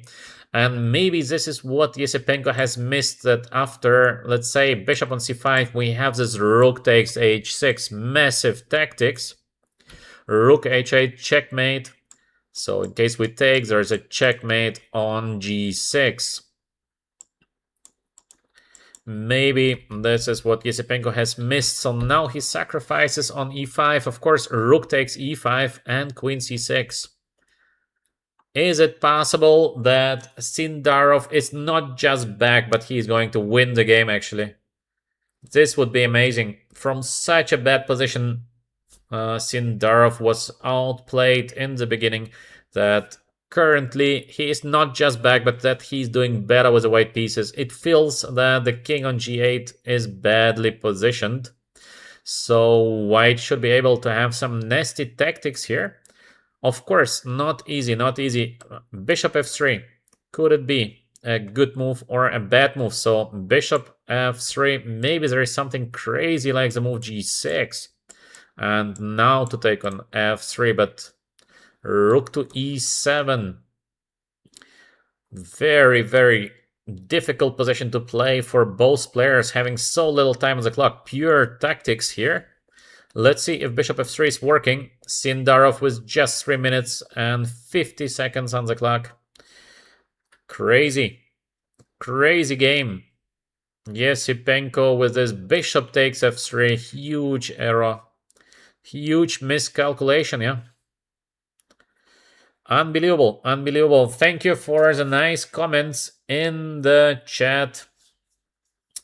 I hope you are enjoying my commentary. I'm commenting without an engine to give you this kind of human feeling. To comment with an engine is easy, but I think it's not great for the spectators. Let's go to the game of Praggnanandhaa versus Giri. Yes, we have the position after rook e6. This is what we've been expecting, that this kind of endgame is just bad for black, and I believe it is quite bad. Knight e5 being played. Now Praggnanandhaa is considering this move h6. He's calculating, is it a winning position or is it a draw? Because after the move h6 we have knight f3 check, knight takes e1. At the moment h7 is not winning because of rook h4. So how to win the current position with white? Maybe we have to take here. Black is taking on g2. We take the pawn on f4. Rook h2 is a must. We play the move rook on f6, but there is a move b5. This should be a draw. This should be a draw because black is going to play b4, so we cannot win this kind of position. So white should not play the move h6. White should do something else. So we have the move king f1. Looks pretty decent. Maybe as well there might be something very, very tricky connected to rook f5, but I don't know. No, this is not tricky. This is just bad, probably. So yeah, we cannot do it with the white pieces. What should we play with the white pieces here? Bishop f2, but then knight on d3. Rook somewhere. h6 take. Is it a win? Is it a draw? No idea. No idea. King h2 also looking pretty good because we want to go king h3. The question is, can the rook be moved somewhere? So we have the fork. Let's say rook to g5. Idea is to fork and to attack the pawn on h5. Now to take, it's not enough to win the game. So let's see. Let's see. h6 been played. All right, so what happens after knight f3? There is something after knight to f3. This is the last move for Giri before the move 40. He will get some extra time. I think knight f3 is forced. There is nothing else. Why is Giri thinking knight f3 has to be played? Has to be played. Just one more move till move 40. Let's go to Nakamura versus Caruana Nakamura. We are exactly move 40. Caruana has made the move rook to e5. Full domination of the white pieces. Rook f5 coming next. Black cannot move. This position is, I believe, just lost. So Nakamura is gonna lose the first game of the tournament, and he was so close to a draw. I don't understand the move bishop c5 by Nakamura. It makes no sense to me. to give up on the e-file. This is shocking. This is absolutely shocking to me, because why to do it? Why to do something like that? So 40 moves been made. Let's go quickly to the game of Yesipenko Sindarov, because this is the most exciting game where move 33, 1 minute and 40 seconds for Sindarov, just exactly 1 minute for Yesipenko, and 7 moves to go. This is crazy. This is crazy what is going on in this game. We don't see the move bishop f3, but white takes on c4, black takes back, queen c5. Nice battery. This position could be better for white, could be better for black. All is possible. We have the move queen on g6, 1 minute for Yesipenko. There is no increment. Can the knight be moved somewhere? No, because the bishop is hanging now on b6. So, knight on e6, rook takes b6. This is bad. What is the next move of black here? Rook f6, rook e8. It does not work. Black has to find some great tactics. If black finds nothing, that's it. That's it. Bishop on b6 is hanging to move the bishop somewhere. Looks possible. Bishop goes to a7, not to c7. So a7, he keeps the idea here, trying to jump somewhere with the knight from d4. 30 seconds for 6 moves for Yesipenko, no increment. This is insane. What a crazy game, but now the bishop should be able to join the game and to give a checkmate to the black king. Sindarov, 50 seconds. Can you imagine how nervous are the guys now? How nervous they are. What a huge pressure on both of the players. We have rook e8 been played. Black quickly takes. White is gonna take king h7, or bishop is gonna take. Let's see. Let's see what happens next. Queen takes, king h7, 25 seconds versus 30 seconds. 4 moves to go. White can repeat the moves in case white wants. It should be a winning position for white. I'm quite sure in that. So check here. How to get the rook to the 8th rank. It has to be a win. 20 seconds. Bishop d7. 3 more moves to go. Bishop e6 or queen e8. And then bishop takes f5 somewhere. I think it's the last position. There is no way to save it. c3. The pawn is running 10 seconds for the last 2 moves for Yesipenko. But I think it's just a desperation here. This is just game over. They repeat twice. Very smartly played. Sindarov is repeating, so we are now move 40. He is getting extra 30 minutes, so he has all the time in the world to find the win here. And I'm very much sure that white is winning. So we see Sindarov most probably winning the first game of the candidates. And what a crazy game. Very, very crazy. He had a bad position. And let's go back a little bit to the decisive moment of the game. I think Yipenko played a great game. And he takes on f3. What a huge mistake. Beautiful position for black. And he takes on f3. Huge miscalculation. I think he missed the move for rook a6. And queen h5 idea. He has missed it.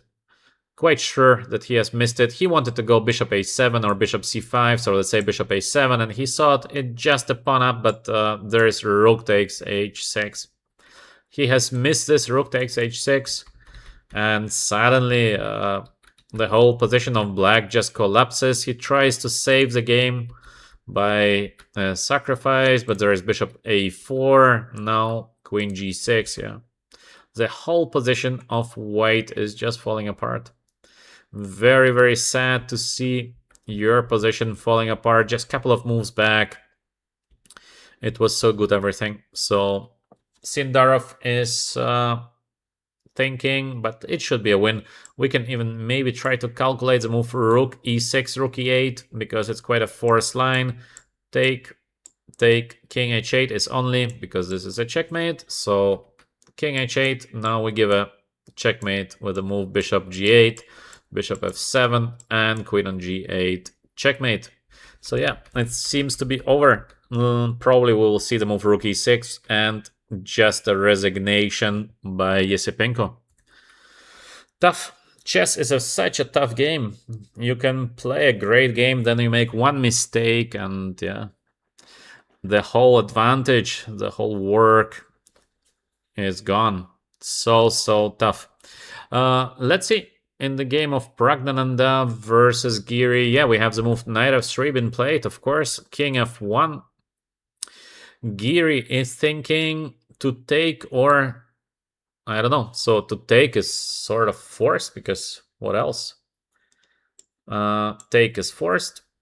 Maybe h7 or rook h4. Probably take. Now let's say we take. White takes an f4, but I think it is a draw. Maybe there are some winning chances, king f2 and g4, but by the feeling, this is just a draw. b5, and yeah. I cannot imagine that white should be objectively winning here. It's a fight, but it's a draw. What is the idea of Praggnanandhaa after the move knight e1? Maybe we're just missing something very simple. But I don't know what it is. Because what else to play except the move h7 in case we take rook takes g2, very important. If there would be no rook to g2, yeah, white might be winning. But now after the move rook to g2, is there something better than to take on f4? I don't know. I don't see something better. So take here, b5 and draw. Maybe take h7 could be an idea because of rook a8. So little trick here. Black has to be more careful. So instead of b5, we have to play something else because of the trick. Okay, but black should be able to hold that. Or not. b5 not working. So this could be the idea of Praggnanandhaa. Actually beautiful, yeah? Beautiful trick. b5 feels like a draw, but here we go with the move h7. So the pawn cannot be taken. a3. Okay, we can take on a3. So what to play for black? If black king would be on b7, then it is a draw. But here, after the move king on c7, we play rook a8. So we force black to take on h7, then we win the rook. Okay, I guess this is the idea of Praggnanandhaa. So he wants to go for the endgame with the move king to e1. Now king f2, king f3, so black has to take. And after the move rook f4, there is rook h4 coming next. So the next move, rook h2, is forced, rook f6. Now white wants to play rook to b6 followed by a5. So this is going to be a lost position. So for example, I don't know, black is doing something random. We go here and we go here, and that's it. Because now we will slowly improve the position of the king and white wins. So no defense for black. Unbelievable. Beautiful how Praggnanandhaa is handling his calculation, because these are no real endgame skills. It's just a pure calculation. Beautiful calculation by Praggnanandhaa, who sees this from very far away. Very nice. Caruana Nakamura, what do we have here? So we saw the position here after the move bishop on d6, and Caruana allows Nakamura to get this bishop e5. Why? Why he lets Nakamura to play bishop e5, bishop f6? Queen g4, bishop e5, rook f3, bishop f6. He sort of let Nakamura regroup a little bit, but why to do it? Maybe he thinks the bishop is bad on f6 because we have this queen f5 and bishop e4 idea, but still, is it not more easy to keep the bishop on d6? So a little bit strange to play this kind of, or maybe Caruana just believes he is completely winning. Otherwise, I wouldn't. Otherwise, I don't think it's possible to explain it, because he has something in mind. Now bishop f6, of course, stops the rook But on the other hand, bishop f6 is very, very passive. So just imagine if white is capable to play rook e4, queen e2, then the bishop f6 is horrible. Because bishop is completely out of the game. Let's make some random moves so we have a better sample here. We play queen e2 to dominate on the e file. Black is not really capable of doing something major. So for example, queen d7, black has to wait. Of course, we should eventually not blunder the pawn on a4. So maybe with white we have to go like queen on d1, but then there is some idea of rook e8. So not so easy. Because of course, if white gets f4, g4, g5, it's over. But how to get it? Maybe the idea of Caruana is to play queen f5, bishop e4, but then why not to play immediately queen f5 because of queen to e5, yeah. This is making sense. So he plays first rook f4, now queen on d8. I think Nakamura understands that he was terribly unlucky in the previous moves and now he's under huge pressure. And most probably he is going to lose the game. So if we go queen f5, idea bishop to e4, queen c8 is sort of forced, I believe. We cannot take on f7 yet because there is king f7, queen d5, and queen e6 in between move. We can go queen on g6. Rook takes f6 is the next move. And black, let's say, plays queen on d8. Is there a way to win the position straight? A way? No, I don't think so. So it's not yet over. It's a little bit of fighting. I don't see a forced win. Of course, there might be a forced win. Maybe also something like rook g4 is winning now because we want to get queen takes h6. But not sure. Not sure. Maybe. It is a win, but somehow it feels that maybe black has a defense. So queen on d8, the game goes on. Caruana is very close to be winning here. In worst case, he can always put the rook to f5, bishop to e4, so he can play this position forever, basically. And Nakamura has to defend very, very well here. So queen on d8, Caruana is thinking for the moment. If we go back a little bit to, in my opinion, the most important move of the game. So here, white is maybe doing a little bit better, but not so much. And Nakamura is playing this bishop c5. This is really looking bad. Bishop c5, I cannot understand why Nakamura played the move bishop c5. It gives the opportunity to white, in theory, to get the rook to e1. So bishop on c5 feels so weird. h5, h6. Already h6 is a bad sign. Usually with black, you want to go g6, because when you have queen f5 somewhere, plus after h6, you see the dominance of white on the light squares. So usually you don't want to play the move h6, rook h1, as we spoke, the idea rook h4, rook f4, but it's still not there. And then he plays the move queen on g5, queen on d1 just back because rook h4, rook f4 still on the way, and queen e7 is just a huge blunder. This is just a one move blunder. By no circumstances black should give up on the e-file. So of course after queen e7 you have bishop c6, rook e1, and just over.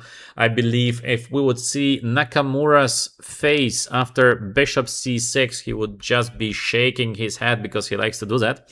So bishop c6, he would shake like crazy because it is just one move blunder. Basically he blunders the game. Still, I believe that normally the outcome of the game should be a draw. Even though rook h4 and rook f4 feels unpleasant, h6, I don't like it, but it still should be a draw. Just keep the rook on e7. Yes, black is suffering and not so easy, but probably the outcome should be a draw. But now after queen e7, dominance on the e-file, I think this is just game over. So one move blunder by Nakamura. Afterwards, he was a little bit lucky not to lose here instantly. And queen e4 played by Caruana. So probably he thought that after queen f5 there is rook e8, and he didn't want to force the things. Not winning yet the pawn on g7 as well. Bishop f8 is possible. So maybe he thought black can defend the current position. That's why queen e4, controlling the file. Now queen f5, bishop e4 coming next. Queen d7, and white is keeping the queens on the board.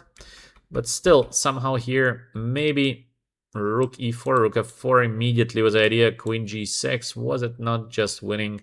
He didn't want to give chance to Nakamura to get rook e8, yeah.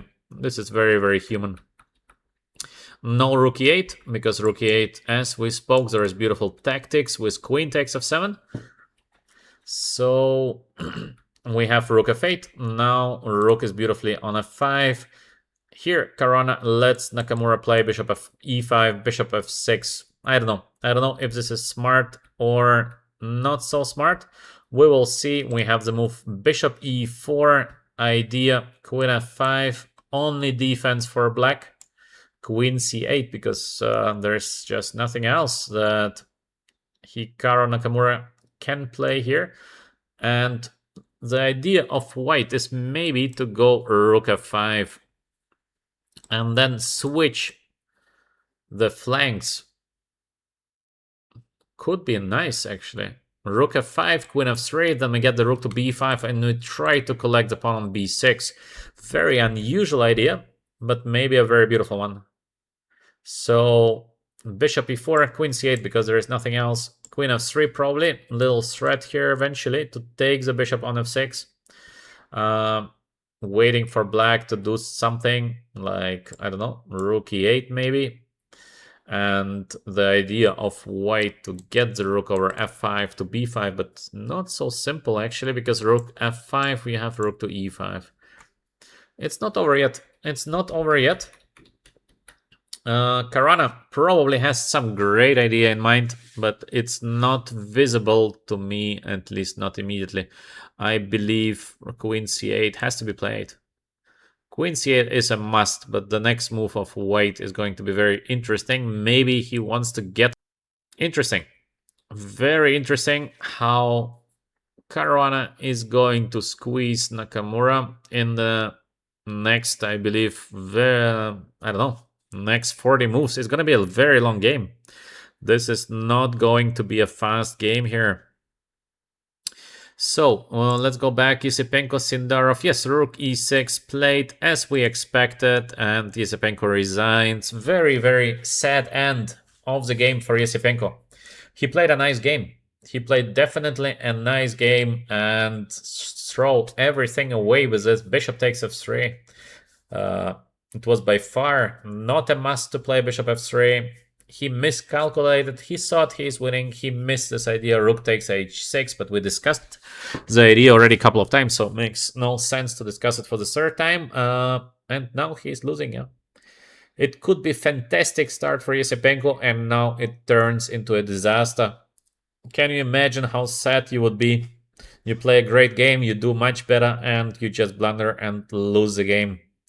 Very, very sad start for Yesipenko.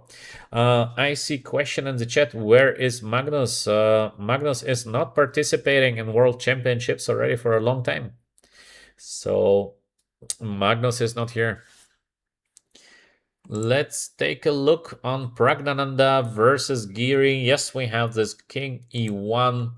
Both players. Praggnanandhaa actually thinking for 9 minutes. Why is he thinking for 9 minutes? Is there something else? Do we miss something? Because you have king e1 and h7. So why to spend 9 minutes here? h7, rook to h4. But this is just a draw. So Praggnanandhaa, 9 minutes. Very strange. Very, very strange play. 9 minutes for taking only one, because you have just 30.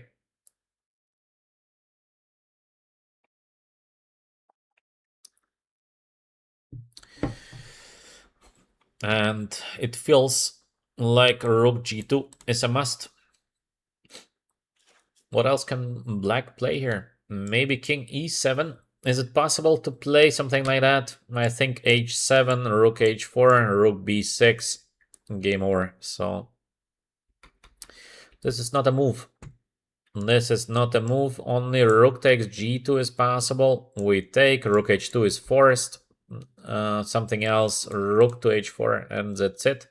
So for example, b5, we can just simply take, play the move rook h4, rook to g8 is a must, and over. So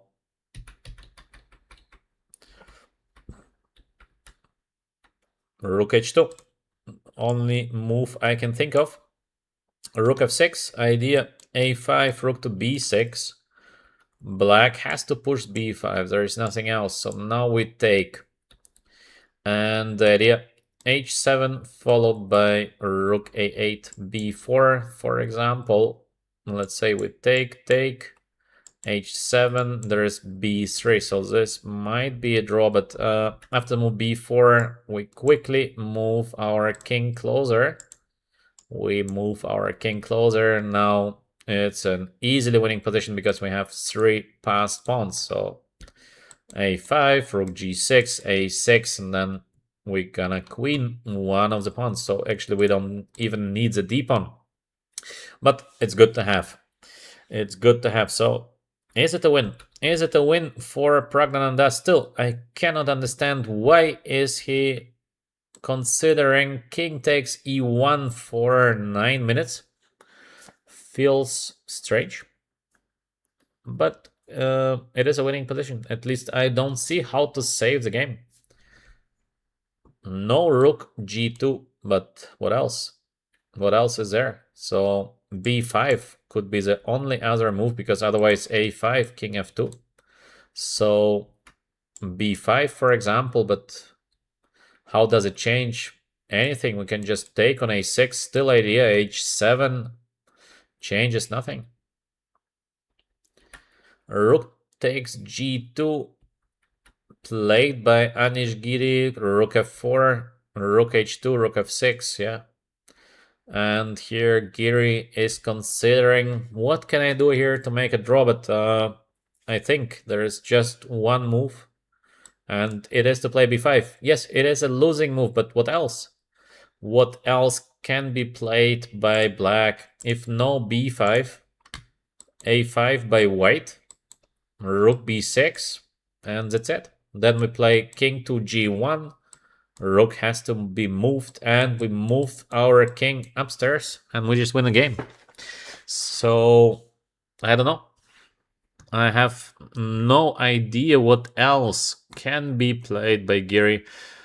Quite a bad luck to lose this kind of game for Anish, but very, very strong play by Praggnanandhaa, especially that he goes for this knight takes h7, winning the h7 pawn.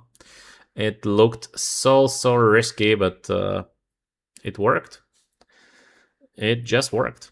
Great win, great start for the Indian player.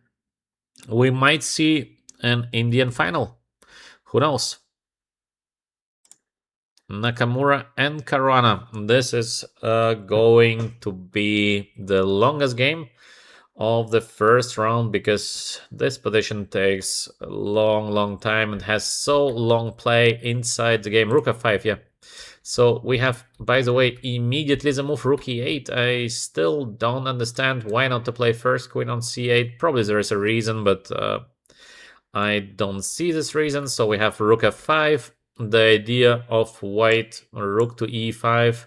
Probably now to take and to play queen f5. So queen h7 is going to be played next. But is it a win? Bishop on f6. Bishop on f6. How to win the current position?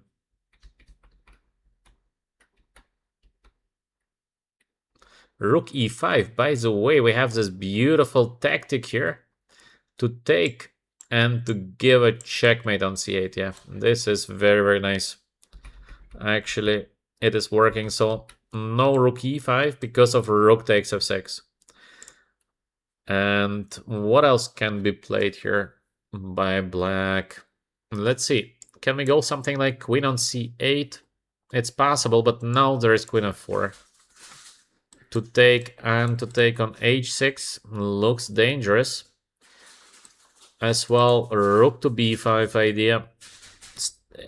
A bit strange play. Why to go rook e8? Why not to play first queen on c8? I don't know.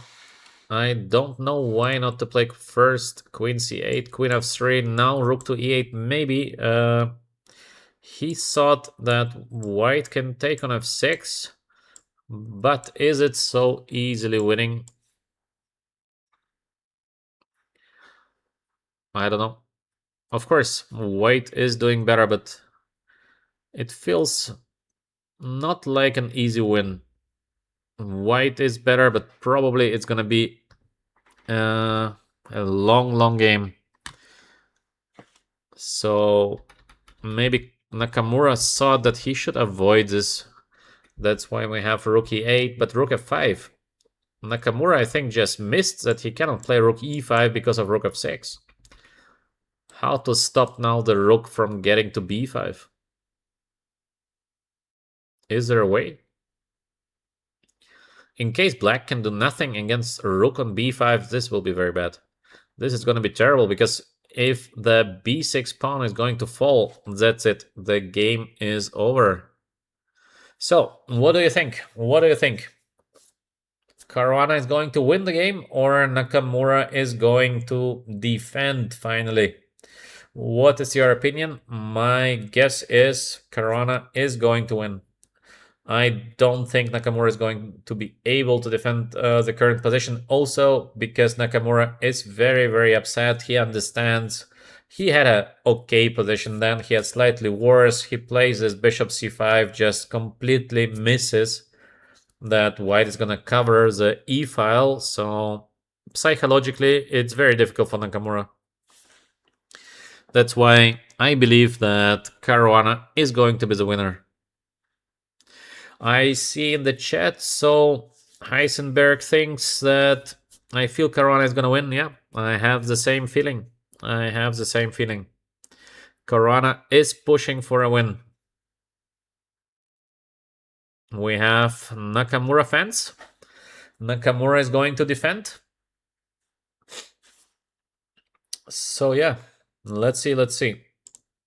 Let's go back to the game of Giri. So yes, we have the position that we expected. And yes, if Giri finds nothing yet, immediately, I think he's just gonna resign. Because, what else? B5 feels like the only option, so let's double check. Take. H7, very beautiful. There is this threat of playing rook to a8, so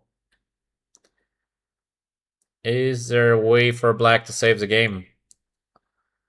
Maybe the only way is to play a3, because I don't see something else. So take king c6. At least black is not losing instantly rook a7, but I think it's just completely lost position. Idea of white is just so simple. King f1, king g1. So the rook has to be moved, and then we're gonna go forward, and that's it. I don't see a way for Giri to survive here. Rook f6, yeah. I thought that Praggnanandhaa saw this kind of win from far away, but this 9 minutes of thinking, king e1, feels very strange. Maybe the time is not correct of the live transmission. Otherwise, I cannot understand it, because if you see the win, you play just king e1 instantly, because you just have 30 minutes to spend 30% of your time on a move that you've been calculating for quite some time. Feels very strange. Maybe he was lucky that there is rook a6. Maybe he thought that he's gonna play this kind of position, and then let's see how it ends. But I think it's gonna be a draw. But then he saw that he has this rook a6 idea and h7, so maybe just a bit of luck for Praggnanandhaa, or he made this great calculation, but then why to think for 9 minutes here? Strange. This is strange. All right. What else? What else is here to check? I don't know. I think it is just game over. I don't think it's possible to fight in the current position with the black pieces. Please write in the chat in case you see something that I'm missing, but I don't see how to defend from the move a5 followed by rook to b6. Afterwards, just king to g1 and let's move forward. Only idea for black, king e7, rook b6, try to get the king to h7, but it takes too long. So this can never be a draw. The white king is going to go now to c1 or to b3. We're just going to take b7. Then we're going to win the pawn on c5. So no way to make a draw here. It's impossible. I don't know. I don't know how to save the game here. Did Sindarov win? Yes, Sindarov won his game. A bit lucky. A bit lucky for Sindarov. Yesipenko just made, in my opinion, this horrible mistake. Bishop takes f3. Rook f5. Nakamura is still considering his chances, but I think he missed that after rook to e5, we have this rook takes f6. But in case he missed the move rook f6, it means Nakamura is in a very, very poor shape. To miss tactics like that, when you're preparing for a tournament like candidates, you are working so hard. So you're solving puzzles, learning theory, you're running, so you're getting in best shape possible. And to miss ideas like rook f6, this would be very, very unusual. This is not normal. So we have queen d7, queen f4 been played, yeah. No more rook e5. The rook is getting to b5 next. And maybe Nakamura is going to take the pawn on a4 because this is just a desperation, but maybe he's going to take. And here it should be now a win for white, but let's double check to be sure that this is actually a win. So let's double check again. Queen f4, queen takes a4. How to win the current position? We have a couple of options. I think this is a nice option, rook to b5. Because there is queen f5 next, and the queen is completely gone from the board. So after rook to b5, no idea. What can black do against the move queen to f5? It looks over. It looks just like over.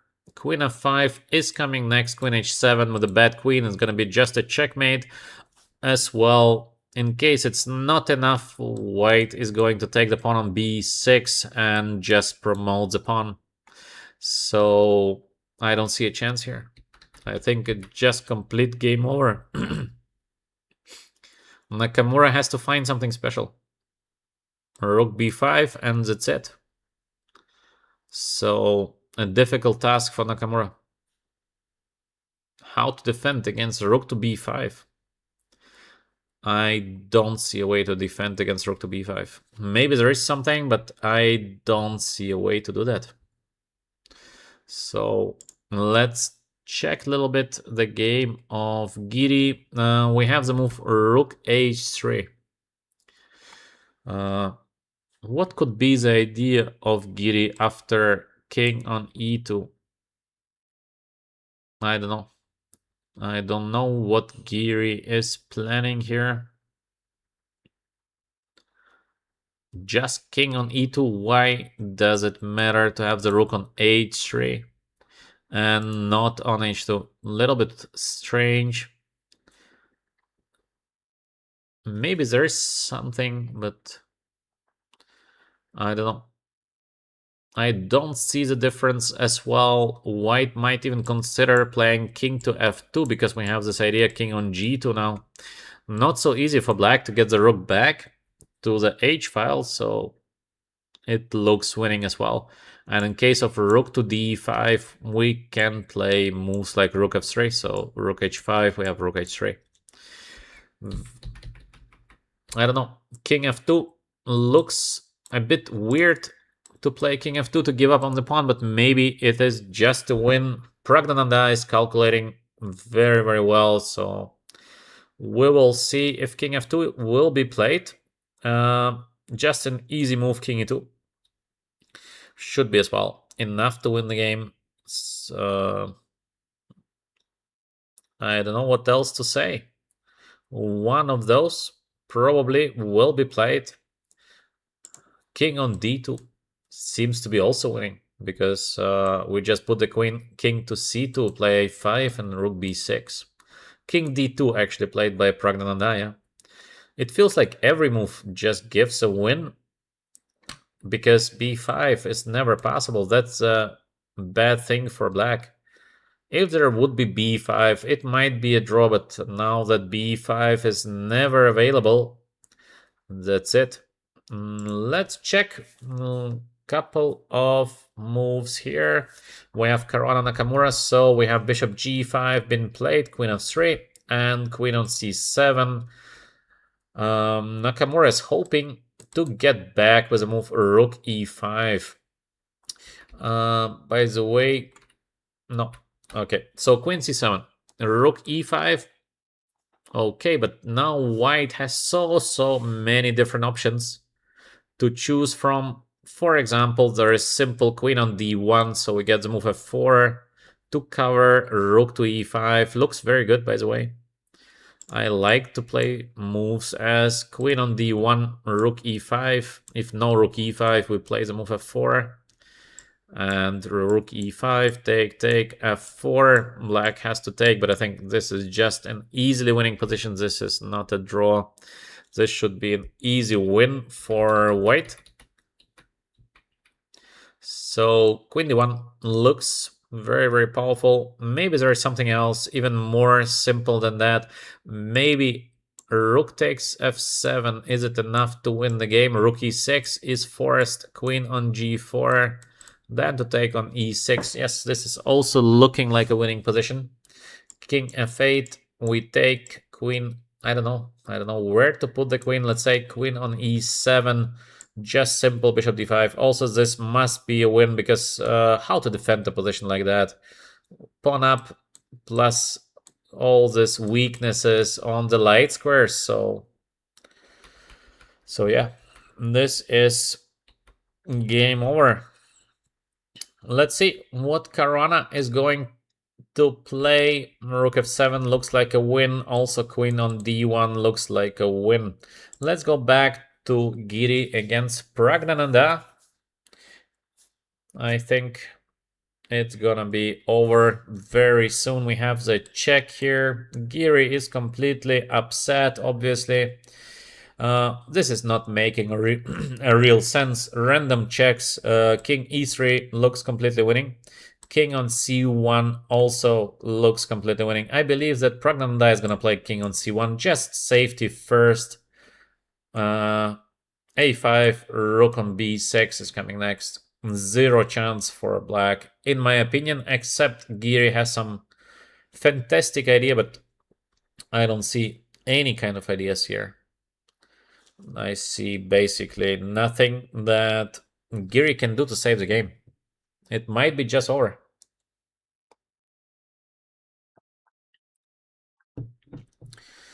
So, Caruana Nakamura. Yes, we see this opposite color bishop, so he takes on f7.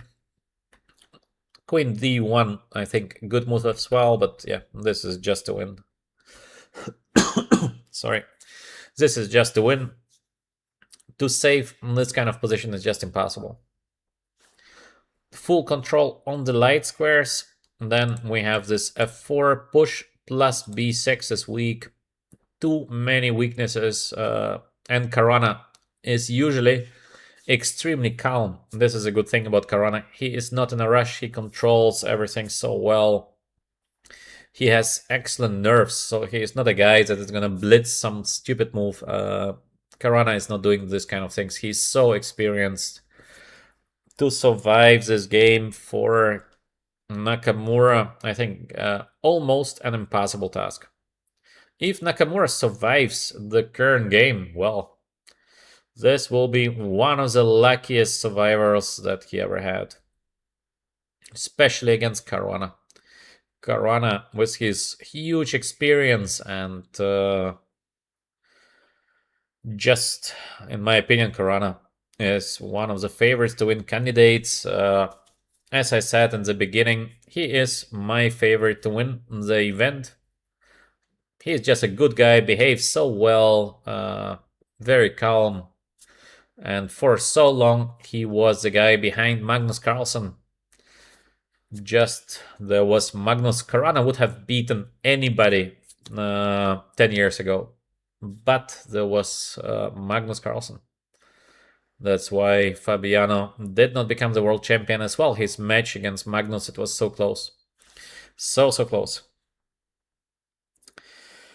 Let's take a look at Giri Praggnanandhaa. Do we see some changes? No, we have King E3 instead of King C1. I don't think it matters because I don't see the difference. So, game over. Now white can choose basically to go King F4, King G5, or to go King E4, King D5. I don't see a chance for Giri to come back here because I don't understand the idea of black. What is the chance of making a draw here? In case of B5, we still can take the pawn. There are no changes. So, I don't know. I don't see a way for Giri to survive this kind of rook endgame. And especially that white can choose to go with the king on G5, defend the pawn on H6, and then promote, or just to play rook B6, A5 structure is safe. Looks like game over. It seems to be game over. Nakamura against Caruana. We have bishop d7 check on a8. Just king goes back. There is never perpetual check. To give a perpetual check in this kind of position is just impossible, where white controls all the squares. So bishop on f6, I think we'll see something like queen e6, controlling even more squares of the board. Then maybe bishop c6, bishop d5, b6 is weak, and long term we have idea f4, g4, g5. This is looking like game over. I don't think there's a way to save the game. I don't see how Nakamura is going to save something like that. Yes, it's going to be maybe still a long game, but there are no chances for Hikaru Nakamura in the current position. Fantastic first round. We will have eventually 3 games that from 4 with a full point, because usually so many draws, but now very sharp first round. Interesting. We will see a very interesting tournament ahead of us, I think. So yeah.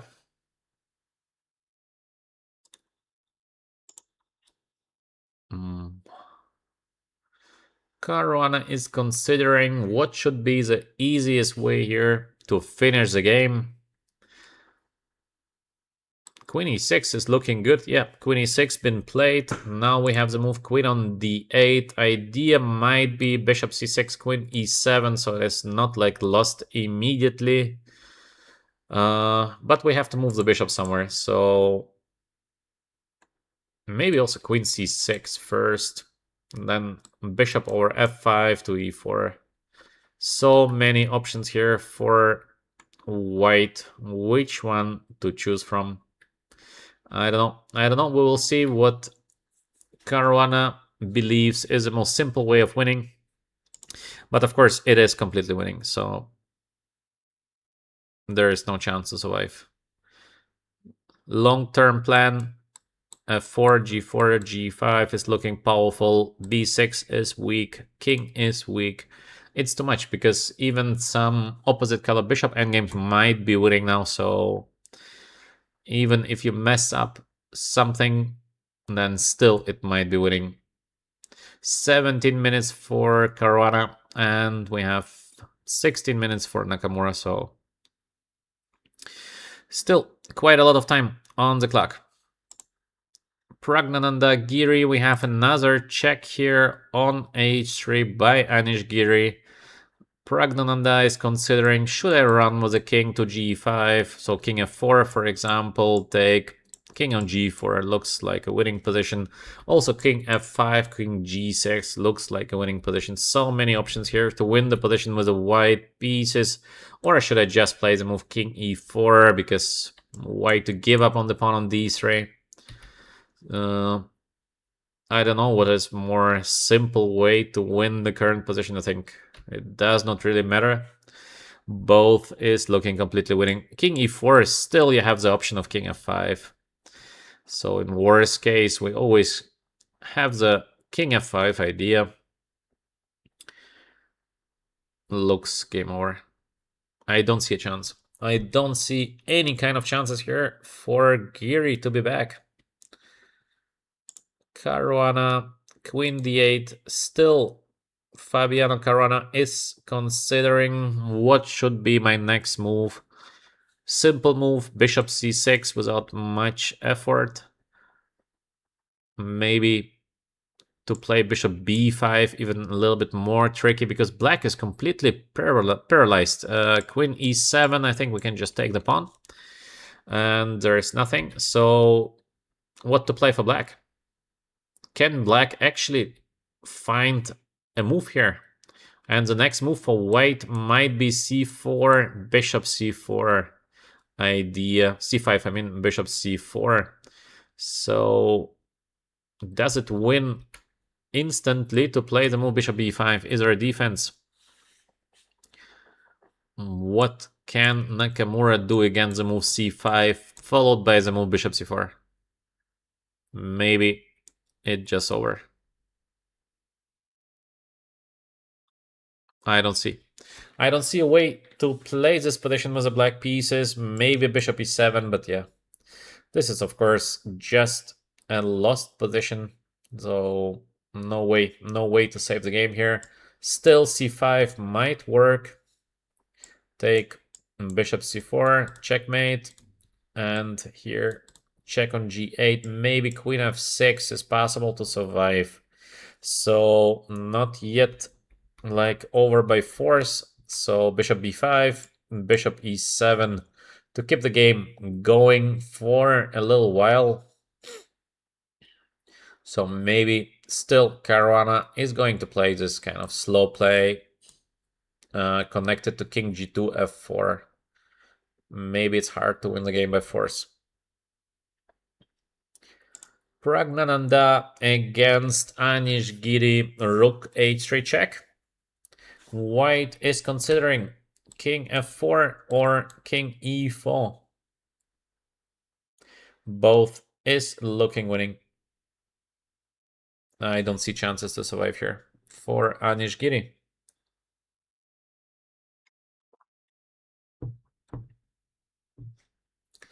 And what is interesting, that we'll have 3 decisive games. And all these 3 decisive games are won by white. So we have a full domination of the white pieces. This happens quite rare, that 3 games out of 4 are being won by white. Sindarov, of course, he was lucky. He was lucky in his game against Yesipenko. So this bishop takes f3 by Yipenko. Clear miscalculation in a very good position for black. But here, Praggnanandhaa, he put some small pressure out of opening on Giri, and slowly, especially with this knight takes h7, he managed to outplay Giri. Now he's having this winning rook endgame that he's calculating. But yeah, I think he's gonna make it to a win. Caruana Nakamura.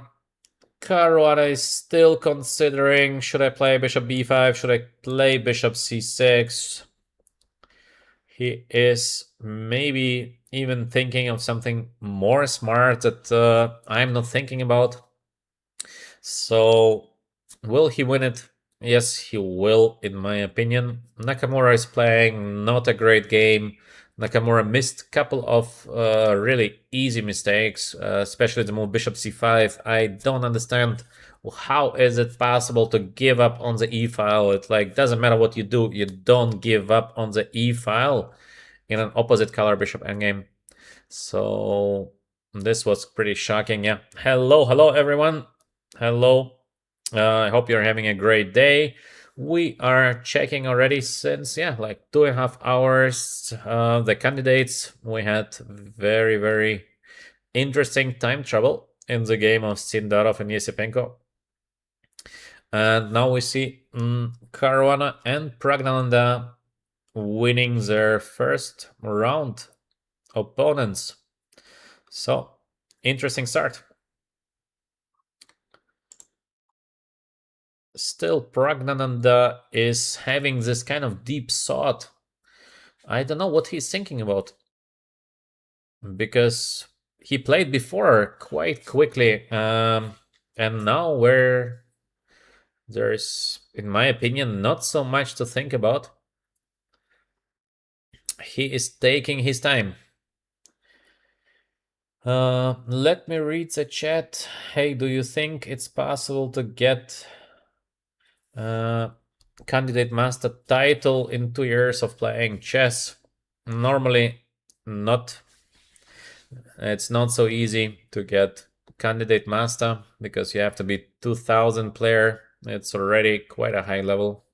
So within 2 years with big work, maybe if you get a private coach, yeah, you might have a chance, but otherwise very difficult.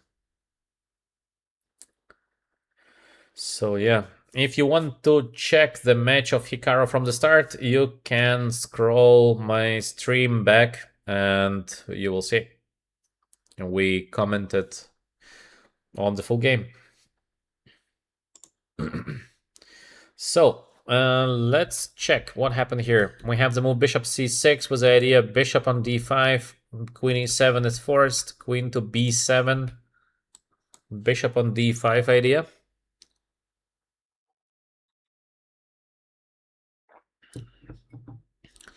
So bishop on e5, queen c7. Hikaru Nakamura is fighting. He is fighting like a lion, but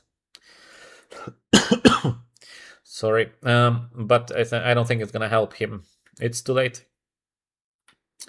It's too late to fight here like a lion. Position is just lost. F4 at some moment, and that's it. So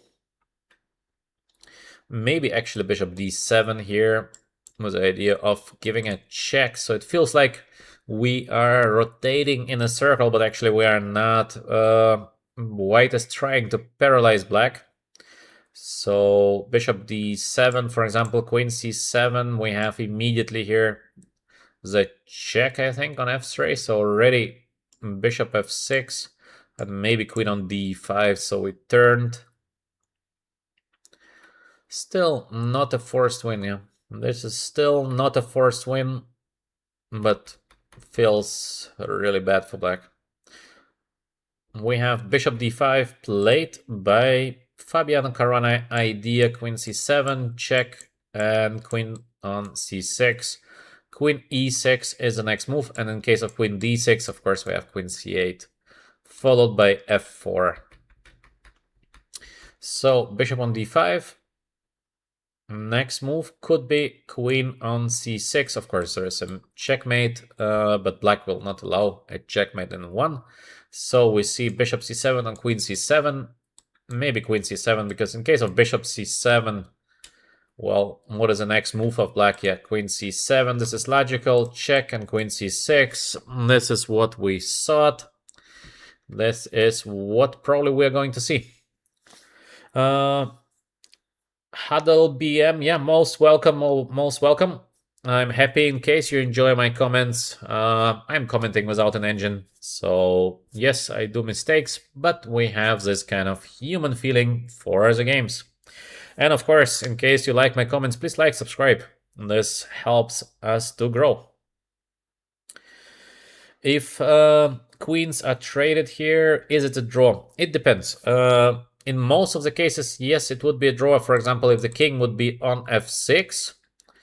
But in case you would have already the white king somewhere on g6, even that position might be a loss. So, of course, without the queens, there is a very, very high chance for a draw. But not every position would be a draw. So, but of course, to change the queens here, how to change the queens? How to move the queens away from the board? It is not possible. We have the move king e7. Hikaru Nakamura tries to survive. So after the move f4, there is bishop f6. He tries to keep the game going as long as possible, but to survive is going to be very, very hard. Bishop on d5, queen here, queen g8, always possible. Then we play the move f4. Then we're going to advance with our king to f3. We play g4, g5. And usually it is game over. Of course, white needs to be accurate. But Caruana is just so good in technical positions. He is so strong when it comes to technical positions. Fabiano Caruana, for the last 20 years, #2 in the world, behind Magnus Carlsen. Now that Magnus is not participating any longer in the World Championship circles, we have the new favorite. In my opinion, not everybody has this, the opinion of mine, but in my opinion, Fabiano Caruana is a favorite, and I would be personally very, very happy for him.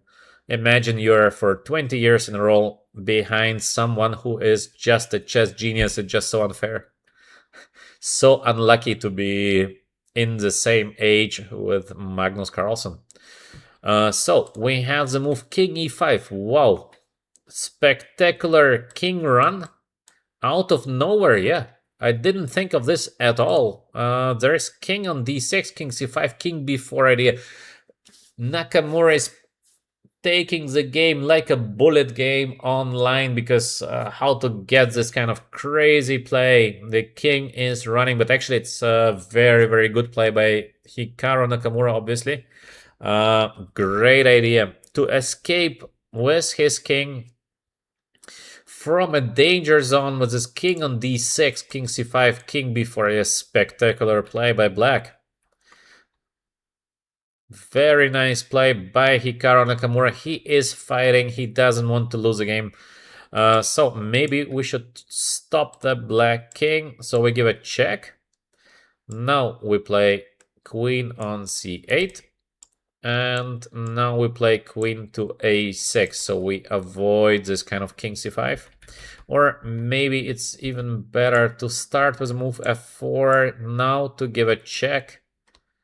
Queen e7 is forced, and maybe now to play queen on c8. So for black, queen on d7, I believe queen a6, we're trying to grab the pawn, so queen c7 is forced. And we go queen a6, just to be sure that the king is not gonna get to c5, because we have queen on b5 check.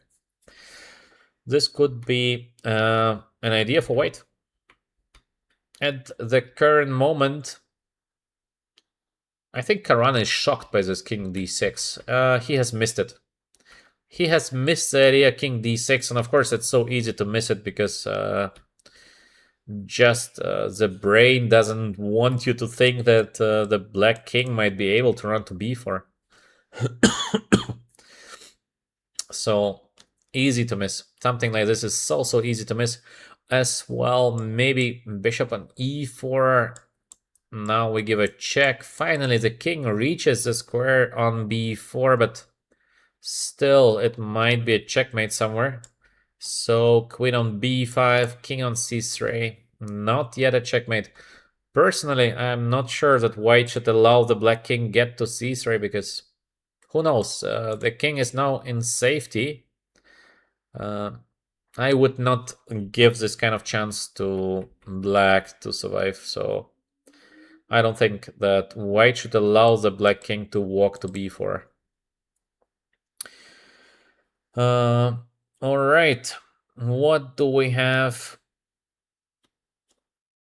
in the chat?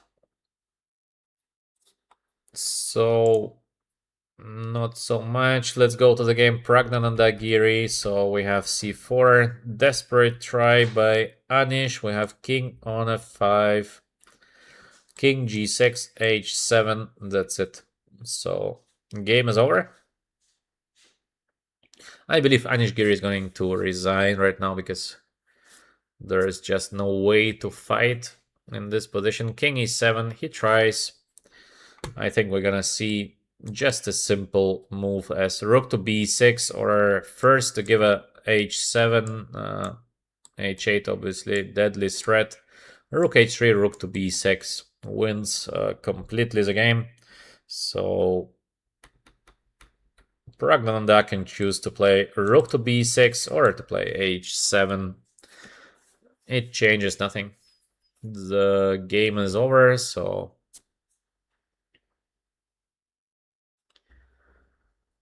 two winning options here for white. Caruana Nakamura. No, we have the move bishop e4, right? So he let the king get to b4.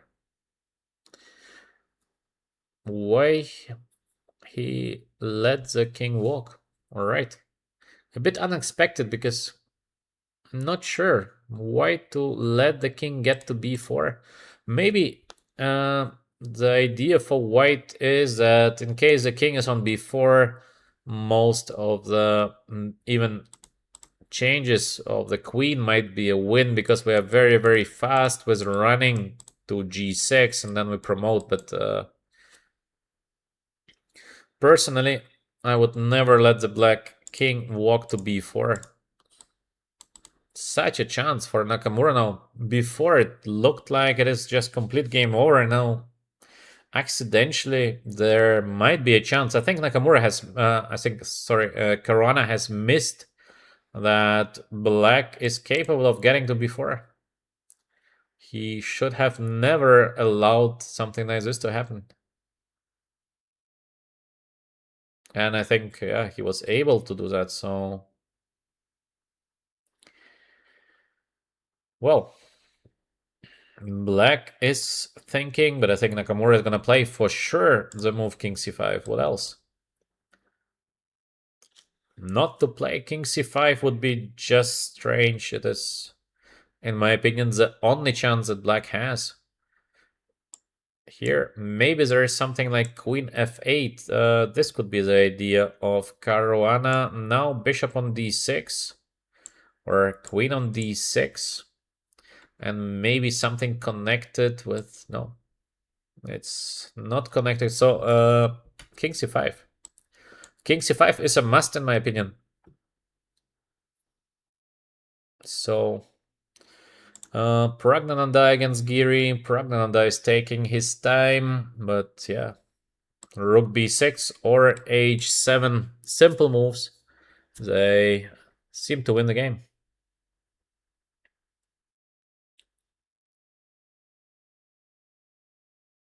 So I see a question. Do you think Pomniachtchi, because he won the candidates 2 times, he is a second after Magnus? I don't think Nepomniachtchi ever been in a position to fight Magnus or to fight Caruana. Caruana and Magnus for so many years, #1 and #2 of the world. And Nepomniachtchi, of course, very good chess player, very strong. Yes, he's one of the top chess players in the world, but he is not the same strengths as Magnus or Caruana. So I never saw Nepomniachtchi as a competitor against Magnus. And of course, Nepomniachtchi could have won his match against Ding Liren because Ding was in a really, really bad shape. And Ding, in my opinion, is a bit different level than Magnus or Caruana. So Nepomniachtchi had his chance, yeah. What do we have? Nakamura is playing king to e7. Wow. No king c5. He goes back to e7. He believes he can hold this kind of position, but I don't think he can. This is strange. I think he should have gone king c5. It's like, if you are going to die, you die with a smile, so at least there is a little chance, but king e7, I don't think there's a chance to survive here. You cannot hold this position with a slow play, there is no way to hold it.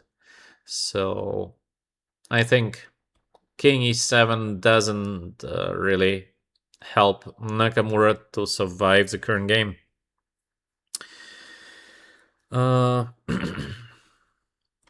So, but this game is going to be a very, very long game. So the game, in my opinion, might continue for very, very long time. Still 11 minutes for Caruana, 10 minutes for Nakamura, more or less. They are getting 30 seconds per move.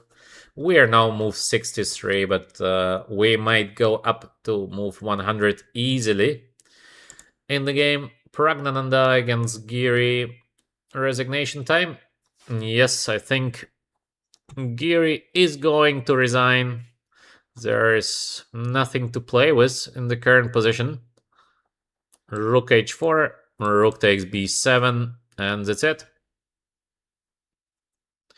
Naiditsch Giri is... yes, he resigned. He resigned as we expected. So Praggnanandhaa wins a very nice game. Maybe Praggnanandhaa a little bit lucky in some moments, but overall a nice game by Praggnanandhaa. Quite a cool preparation, even though I believe we had more or less an equal endgame, where Praggnanandhaa played this great and very brave knight takes h7 for a long time, played with a bad knight, and finally won the game. So high level game.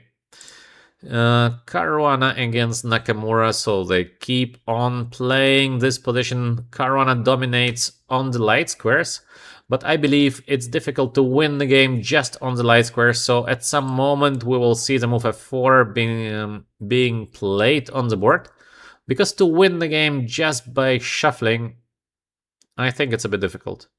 So white needs something extra, and f4, g4, g5 is usually the right idea, because in case black takes on g5, then we have the move h6, black takes, and then we give something like a check and win the bishop. So after the move f4, obviously the king is getting a little bit open, but in most cases f4, bishop e4, there are no perpetual checks, because the king can run out over h3, g4, f5, g6, h7, etc. So to give a perpetual check, it's almost impossible. That's why it is pretty safe to play the move f4. King is a bit weak, but we still control the game.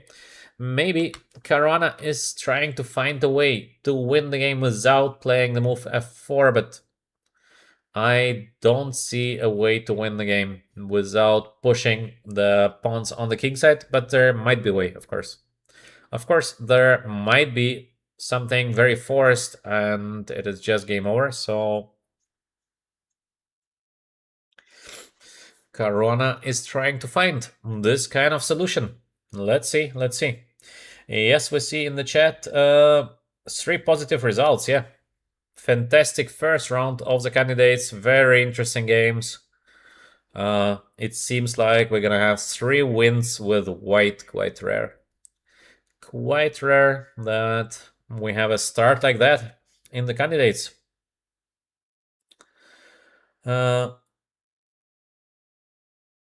So we have a question here in the chat. How is it luck when one player makes a mistake and the other doesn't? Less mistakes, better player, yeah. If it would be so easy like that, then Magnus Carlsen would always have 10 out of 10.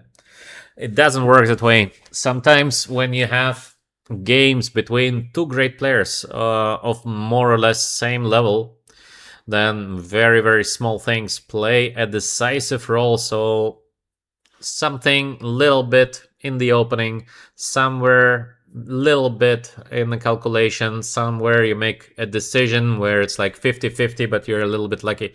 It's never like one player is way better than the other. All of these players here, the candidates, have more or less the same level, but there are small differences. They're very, very small. It's not like someone is running 10 seconds, 100 meters, and the other guy is running 20. No, it's 9.6, 100 meters, and 9.7, but just in the area of chess. Very, very close. All right. Giri resigned. The Bluebaum fast draw. Yesipenko, Sindarov Yesipenko in a great position, made a big mistake. And now we have just one game running. It is a game of Caruana against Nakamura. Caruana, in my opinion, with excellent winning chances. I believe he is going to win the game, even though Nakamura has missed, in my opinion, quite easy draw. So he's going to be very, very upset to lose the current game. All right, so this game is gonna take very, very long, so sorry, but I have to quit my streaming. For me, it's not easy to stream 3 hours, a lot of things to do. Thank you very, very much for watching. I hope you enjoyed. Please like, subscribe. I will be back tomorrow to stream the second round of the candidates. Hope to see you tomorrow. In case you enjoyed my comments, maybe my comments are not very funny, but I hope they are informative. And here on VChess, we try to give you educational chess content so you become a better player. So maybe not so funny, but once you win your games, you are going to smile at your opponent. There is different things for different people. Here we try to make you a little bit better chess player. Once again, thank you for watching. I hope till tomorrow. And yes, we enjoyed great games. Wish you a great day. Till tomorrow. Thank you. And goodbye.